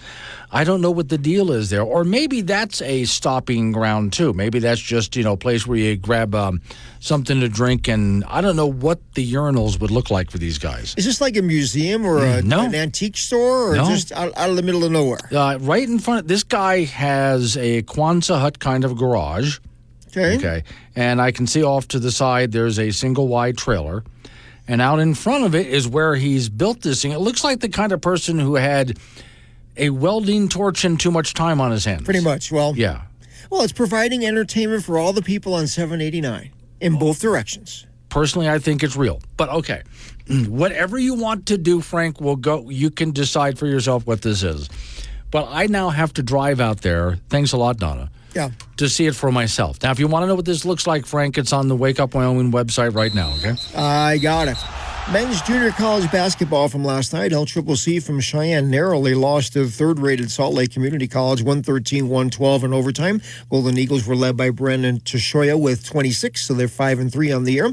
The LTRIP women beat out the CSU club team their last time out, 74-42, so they're 4-4. And both of the Golden Eagle teams will take on North Platte, Nebraska on Friday. Casper College men's basketball team beat McCook, Nebraska their last time out, 86-77. Darius Robinson threw in 30 for the T-Birds, so they're 5-5. They will host Colorado Northwestern from Rangeley on Friday night. Casper College women crushed Snow College from Utah 92-63 their last time out to get to 5-2 on the year. Andy Schishler led the way for the T-Birds with 22. They'll be in the Western Nebraska tournament in Scottsbluff on Friday and Saturday. In the NBA, defending champion Denver off to a 13-6 start after a 134-124 win over Houston last night in Colorado. The Nuggets are 9-0 at home, and they are led in scoring by Nikola Jokic with 32. In the National Hockey League, the Colorado Avalanche will be in Arizona tonight. The Avs are 15-6 and lead the Central Division. In golf, Kelly Walsh golfer Josh Lane has signed with Eastern Wyoming College in Torrington. Lane was the 2022 4A state champion who won that tournament in a playoff and finished third at the 2023 4A state tournament that was held at the Powderhorn in Sheridan. College volleyball at the Division I level, the Wyoming Cowgirls will be in the National Invitational Tournament that will be in Greeley, Colorado at University of Northern Colorado today. That's a 4-team pod there, so the Cowgirls will draw South Dakota at 3 this afternoon, and UW comes in at 20-9. This will be the last postseason go-around for senior and Casper Kelly Walsh High School grad Corin Caruth, who has 283 kills this season, which is third on the team. South Dakota's 18-10 on the year. This is a single elimination tournament, so if the Cowgirls win this afternoon, they'll take on Northern Colorado or Valparaiso tomorrow night at 6 p.m. in Greeley, and that's in sports. So how do you follow these people with this? Well, the aliens? No. We know how to follow the aliens. That's pretty easy. Just use the chip that they put in your butt. Who you were just talking about. Oh, the volleyball team? Yes. I'm sure they got to stream that somewhere. They would have to. Okay. Everything is streamed now. Yeah, okay. So, even aliens are streaming. Sure, they are right now. And this is, in fact, I need to go there because this guy has put lights at the top of this thing. That means I also have to, thanks a lot, guy, I have to go out at night to see what this thing looks like in the middle of the night. Because you got to go to the Wake Up Wyoming site, take a look at this. It's actually really cool. But again, obviously someone who's got a welding torch, some metal, and way too much time on his hand. You know, maybe someone will visit and want to say hi. Maybe. Have you seen, you must have, Highway 90. You're heading from Sundance. Okay. Going west. With the airplane on a stick? The airplane up on a stick. Yeah. Big twin engine plane, and it's real. Airplane on a stick, yeah. Yeah, and it acts like, it actually weather vanes into the wind. Pretty much, yeah. Yeah. Who the hell has the time for this, Frank? Not me or you. But I'm glad they're out there. Yeah. All right, thank you, Frank. Coming up on some local business we have to take care of. 9 o'clock hour is going to be open phones all the way. 888-97 Woods. That's 888-97 WOODS. Wake Up Wyoming.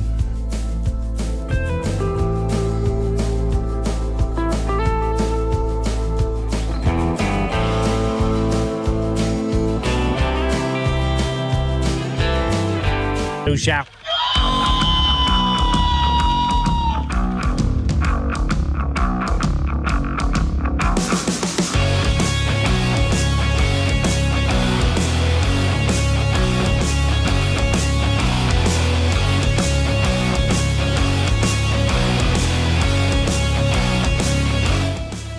.906 the time. It's Wake Up Wyoming. It is a Thursday. My name is Glenn Woods.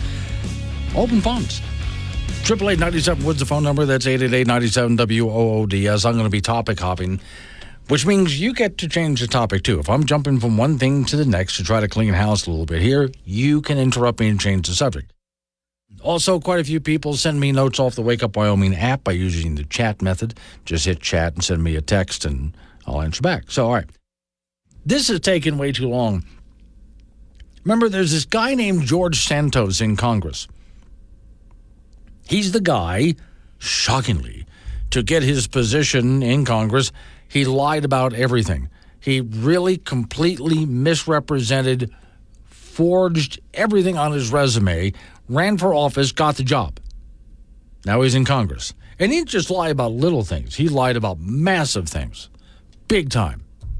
Now he's in Congress. And they would love to get rid of him. Not just the Republican Party, but in general, get rid of him. Now it's found that while he's been in Congress, big shocker here, he may have been using his office for political and financial gain.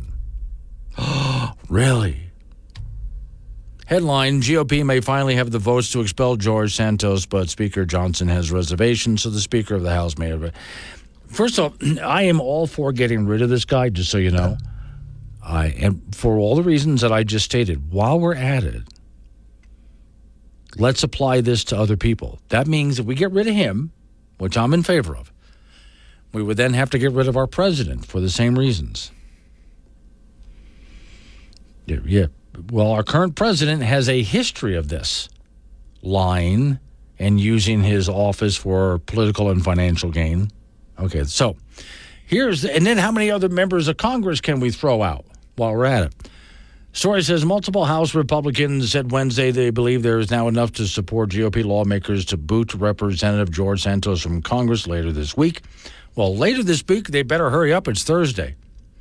After a GOP conference meeting, one said, I think there will be 120 to 150 Republican votes. Yet another New York Republican said he believes this will be Santos' last week in Congress. I hope so. I'll be voting to expel, he said. Nearly 90 House Republicans say they are likely going to vote to support expulsion. A political international whip count found that more than 75 House Republicans say they plan to vote for Santos. Well, okay, so they have all the numbers here. It looks like they might have the votes to do it. We'll see. The Speaker of the House Wednesday expressed real reservations about expelling him from the House. He has yet to be convicted of any kind of a crime. Okay. Well, and if you want to make sure he's convicted of something, okay, I can see that. If you want to make sure he's convicted of something. But let's go ahead and get with this. Now, as I've said, it's okay to do this, I think. I'm fine. But while we're at it, let's be consistent. We can start then by getting rid of the president, the vice president, and how many other members of Congress, because this sets a very important precedent, I think. All right. Off to the phones we go. 888-97-WOODS, the phone number. Mills, Wyoming. Hey, Jude.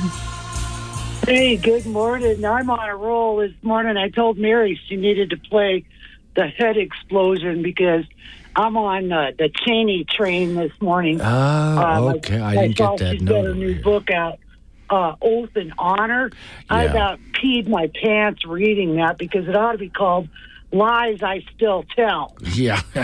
So anyway, but real quick, I did do a little bit of a write-up on that book a while ago, but I think I did a write-up on it before it actually hit the store shelves.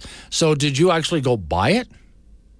Oh, hell no. I wouldn't buy that. You'd have to give it to me so I could throw it in the fireplace for wood. Okay. I would not read that dribble because I know what she says. Yeah. She's all over CNN and all the other fake media running her lips like she always does. But anyway, I had to say this because Liz is no longer protected. She's not a representative anymore. So I told Trump and his team, you need to subpoena her into your court over these J6 deals, right? Right. Because she's no longer a representative. She's not immune to being under oath and put on the witness stand. And I would love for him to do it because then she would have to say exactly the truth or lose her law license, which I think she should have lost in the first place when she started taking like Jordan's texts. Right. And she misread them into the record. She was guilty of tampering with witnesses, documents. They have destroyed records from the J6 committee. They're hiding them under her pal Adam Schiff. Had I guess they call it kind of a law or a rule that you can't get into those records now. Why? What are they so afraid of? Okay, now that some of the J6 footage is coming out, we're finding out there was like 200 FBI agents in the crowd. Well, we knew that.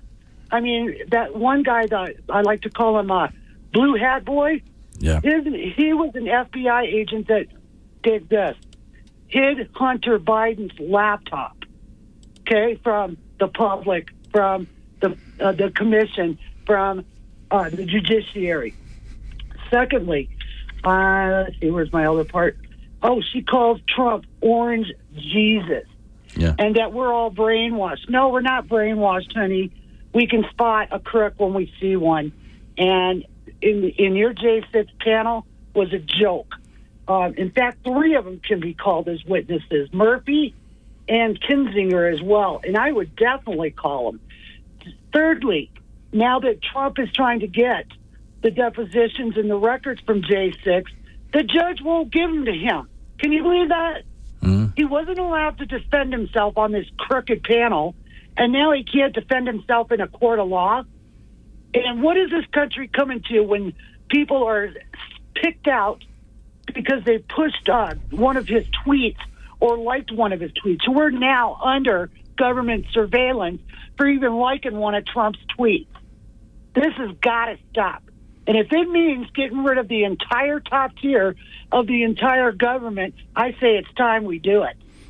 Okay. Sorry. No, that's okay. This is what it's here for. Now you've let off a little bit of steam. It's safe for you to go outside. I had to before the holidays. Yeah, I had to because you're going to be gone for the holidays. A whole week, yeah. And that's going to bum me out. Yeah, that's right. I appreciate that. All right. Thank you, Jude. So, the show is therapy, just so you know. For those people who might be new to the program, let me explain it to you. Picture a radio studio. Like radio studios have padded walls, right? For sound. Okay. Which means I sit in a padded room and I talk to myself. And you are the voices in my head, like Judy calling right now. How creepy is that? Together we make it through all of this. So it's therapy. You can call, let off some steam. We all feel better after that. Now it's safe to be around a lot. For people who meet me in person, they notice I'm really a mellow guy, always in a good mood, because I get to sit on the mic 4 hours a day and do this. Then I leave here and it's just all out of my system. It's Wake Up Wyoming. Listen to Glenn Woods anywhere you roam with the Wake Up Wyoming mobile app. This is AM 1030 K2 Radio.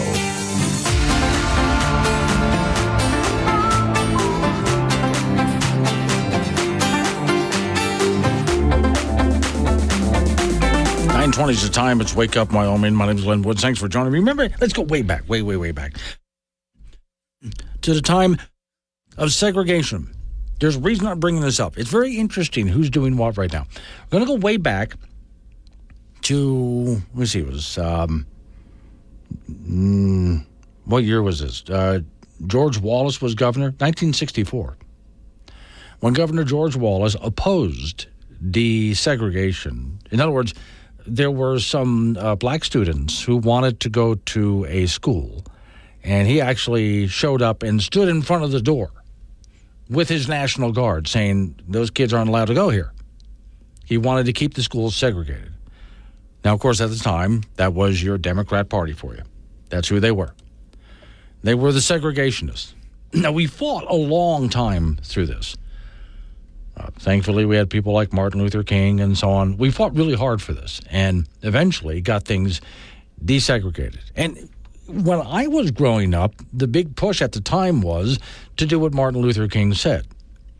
You judge a person by the content of their character. Okay? That's it. Not by the color of their skin or their gender or whatever else, by the content of their character.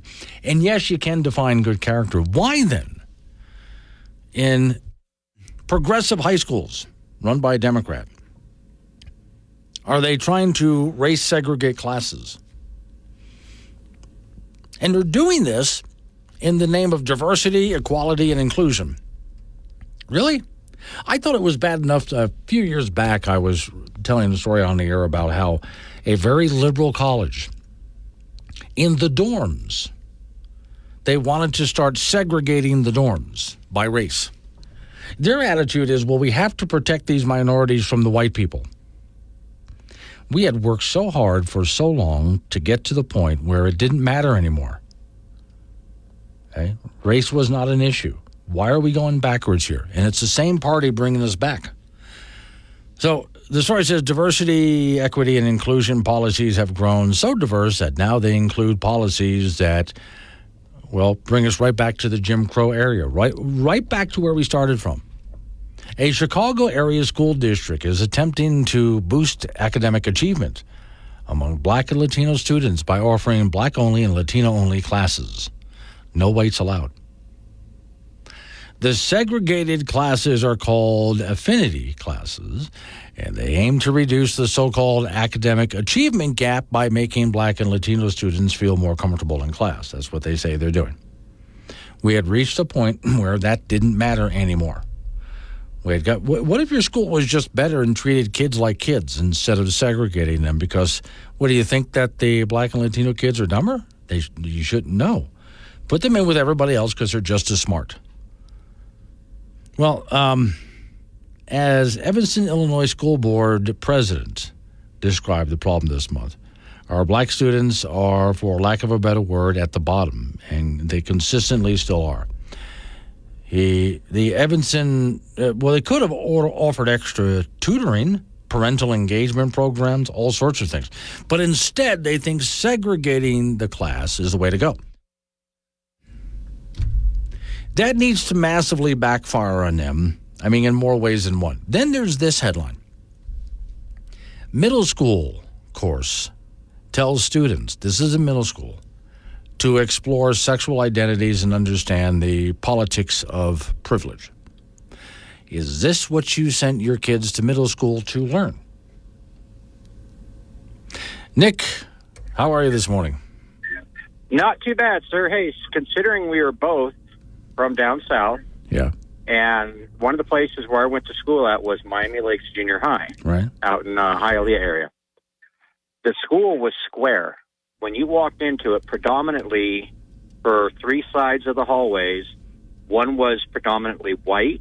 Yeah. The back hallway, which was considered the back end of the school, I couldn't tell you north, east, south, or west, right, was predominantly black, and then one hallway was predominantly Hispanic. Right.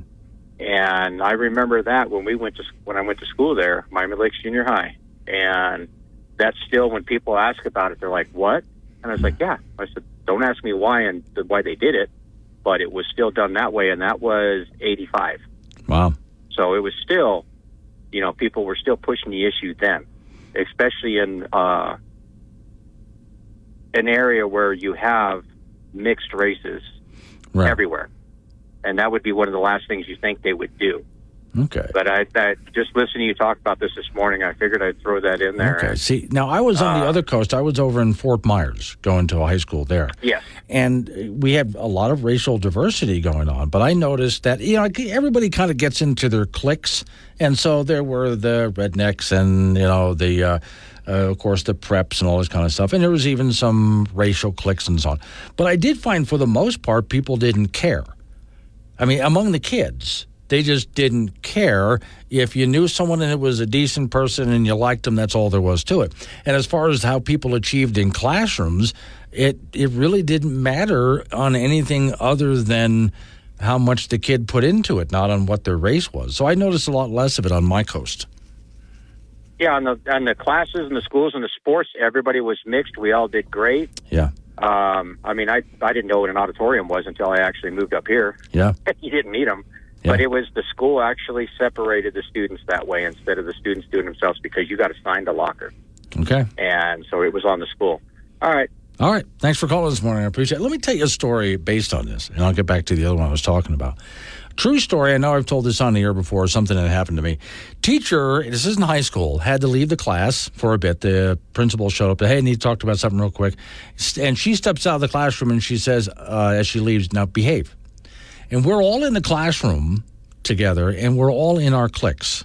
Now, I kind of sat in the middle because, I hung out with just about everybody. But you had your preps, your rednecks, and et cetera, et cetera. But also in the back corner, back right corner, back left corner from the teacher's position, was a little group of black students.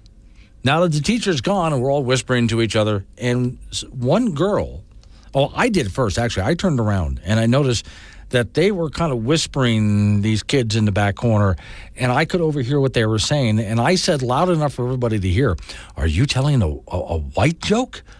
And they got really embarrassed. And then one of the girls in the prep group stood up and said, "I've never heard a white joke before." And we all went into the back corner. Now they're scared, but we're telling them, no, it's okay. We've never heard this before. The joke was very inappropriate and really funny. And since we all laughed, another one of the black kids said, "Okay, if you think that's funny, And he told an even more inappropriate joke, and we all laughed.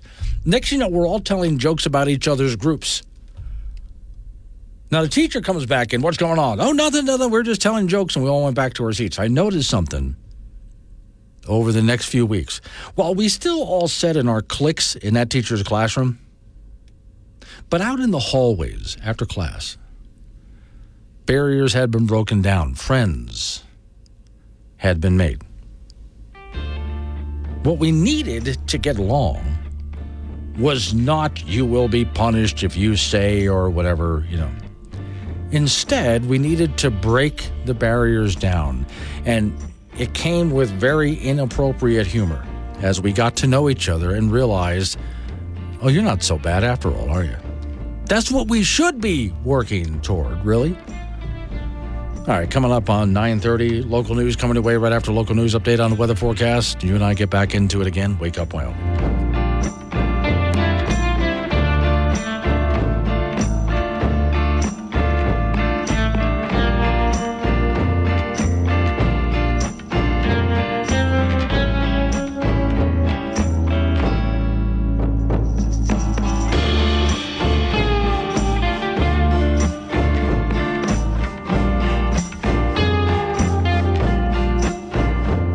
Want to talk to Glenn? Call 888-97-WOODS or chat him on the Wake Up Wyoming mobile app. This is AM 1030 K2 Radio.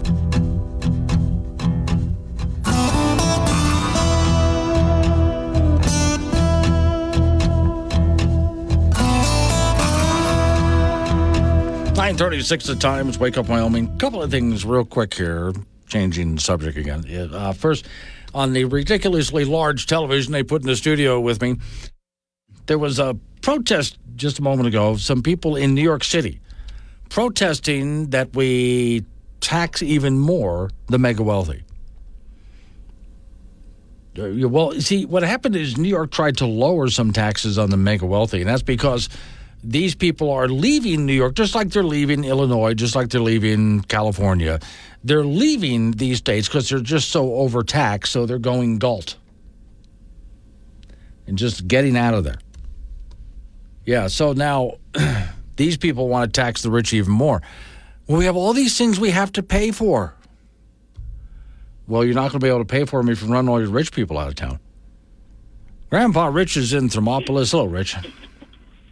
How you doing, Glenn? Good, sir. What you got?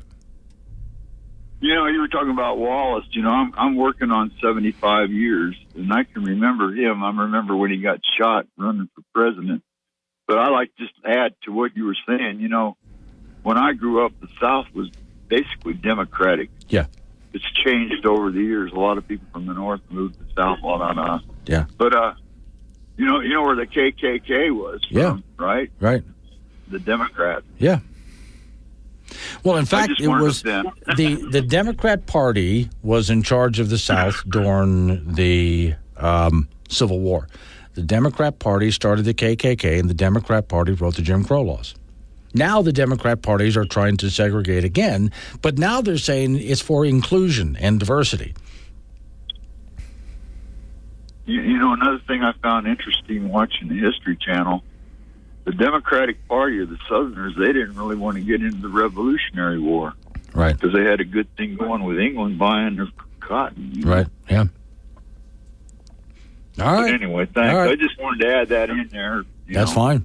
A lot of people, you guys are a lot younger, and you didn't live through some of the stuff. Yeah. I'm in the process of finishing off my autobiography where I talk about all this stuff. Well, in fact, a lot of today people have a wrong, they've been taught wrong about what history is.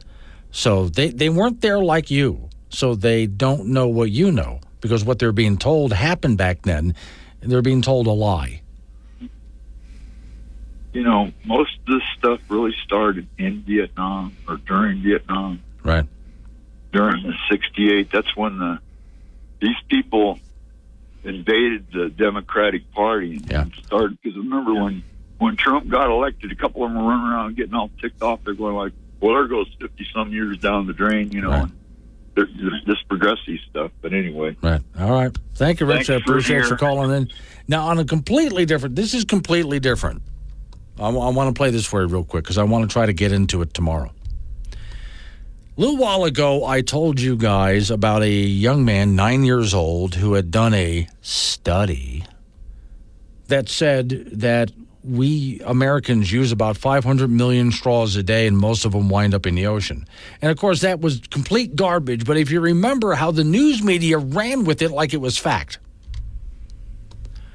Okay, now there's this. Here's one of my all-time favorite broadcasters, John Stossel. Are you lonely? You must be, because headline after headline says loneliness is everywhere in America. There's a mass loneliness crisis going on. Loneliness is an epidemic. We are absolutely in a loneliness crisis. As usual, the media are just wrong. Loneliness isn't getting worse. Nothing to back it up? Well, yes, there is an epidemic of headlines saying that there is a loneliness epidemic, but there's no empirical data that actually shows that we feel more lonely now than we did in the past. In his new book, Johan Norberg explains that when researchers compare people with previous generations at the same stage of life, they don't find evidence of increased loneliness. Which is interesting, because I would also think that it's less of a stigma to tell people that you feel lonely nowadays. But more people live alone now. I would think that would make more people lonelier. But the interesting thing, and this is what they never tell you in the reports, is that people who live alone and spend less time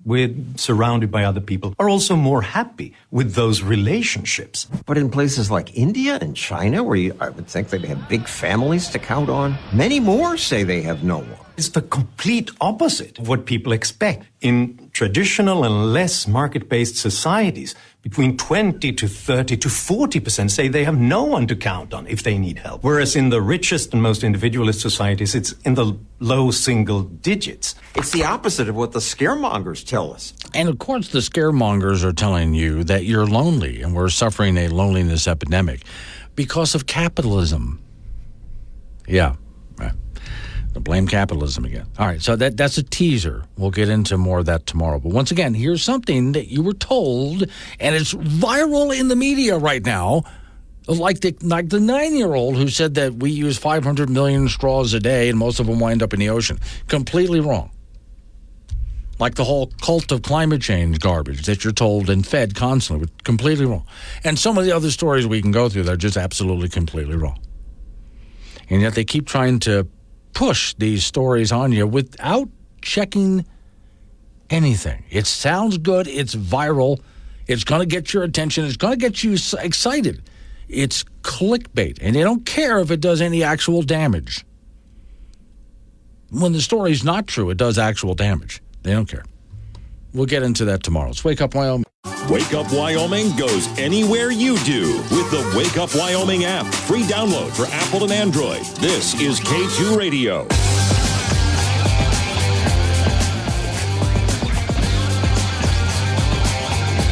$9:48 the time. It's Wake Up Wyoming. Off to the icebox we go to talk to Frank Gambino. So if you're from Wyoming, Frank, you're known as a Wyoming-ite. There you go.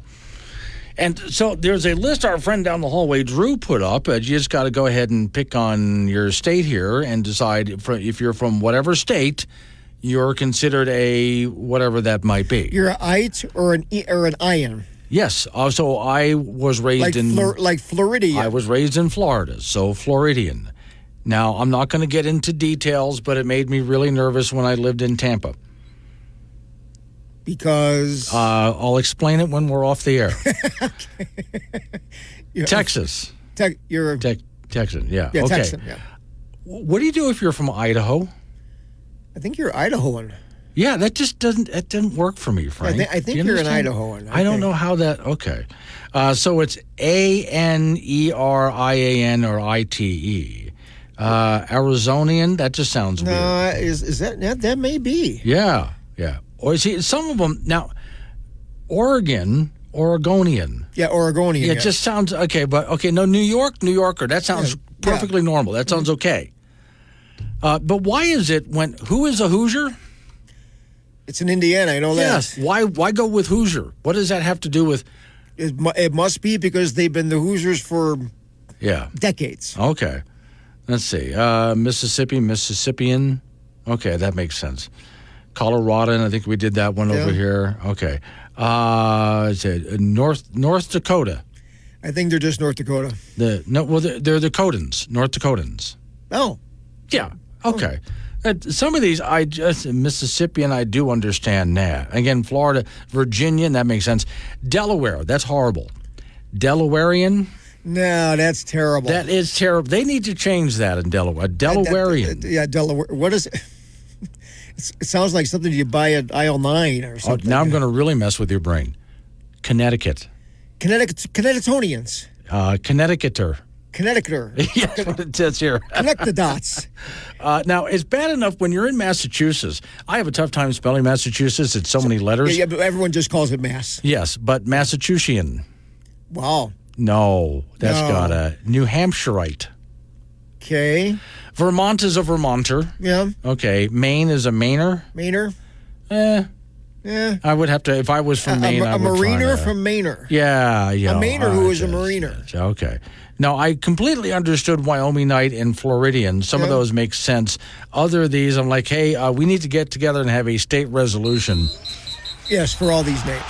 College volleyball at the Division I level, the Wyoming Cowgirls in postseason play. They're in that National Invitational Tournament that will be held at the University of Northern Colorado in Greeley starting today. There's a 4-team pod at UNC, and the Cowgirls will draw South Dakota at 3 p.m. this afternoon, and UW comes in at 20-9.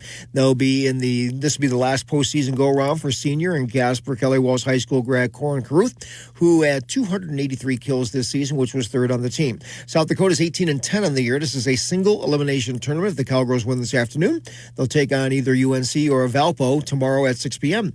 Men's JUCO basketball from last night. LCCC from Cheyenne narrowly lost to third-rated Salt Lake Community College 113-112 in overtime. Golden Eagles were led by Brandon Tushoya with 26 as they fall to 5-3 on the year. The LCCC women beat the CSU club team their last time out 74-42, so they're 4-4 on the year. Both of the L-Trip teams will take on North Platte, Nebraska coming up on Friday.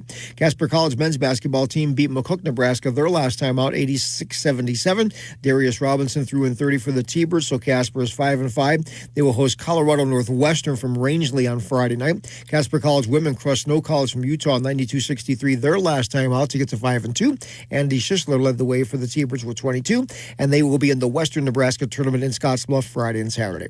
In the NBA, the Denver Nuggets, the defending NBA champions, are off to a 13-6 start after a 134-124 win over Houston last night in Colorado. Nuggets are 9-0 at home, and they're led in scoring by Nikola Jokic with 32. In the National Hockey League, the Colorado Avalanche will be in Arizona tonight. They're 15-6 on the year and lead the Central Division. In golf, Kelly Walsh golfer Josh Lane is signed with Eastern Wyoming College in Torrington. Lane was the 2022 4A state champion. He won that state championship on the extra playoff hole and then finished third at the 2023 4A state tournament that was held at the Powderhorn in Sheridan. That's it in sports. So if you're from Casper, you're a Casperite? Yes. Okay. Douglas? Douglatonian? I don't even think they have one. Wheatland's easy. Wheatlander. Is it? Are they? Are you? Is that really what they call them? Or are we just making that up as we go along? I'm attaching the way that they say to do this in the guide. That would be a Wheatlander. That would make sense. What about Mills? That would be a million. a Millsian. Yeah. A Millsian. Gillette is really tough to do. Yeah. Boy, Wyoming's got some names that just doesn't work with this. It doesn't go. Yeah. No. Now, Evanston would be an Evanstonian. Yes. See, that makes sense. Evanstonian.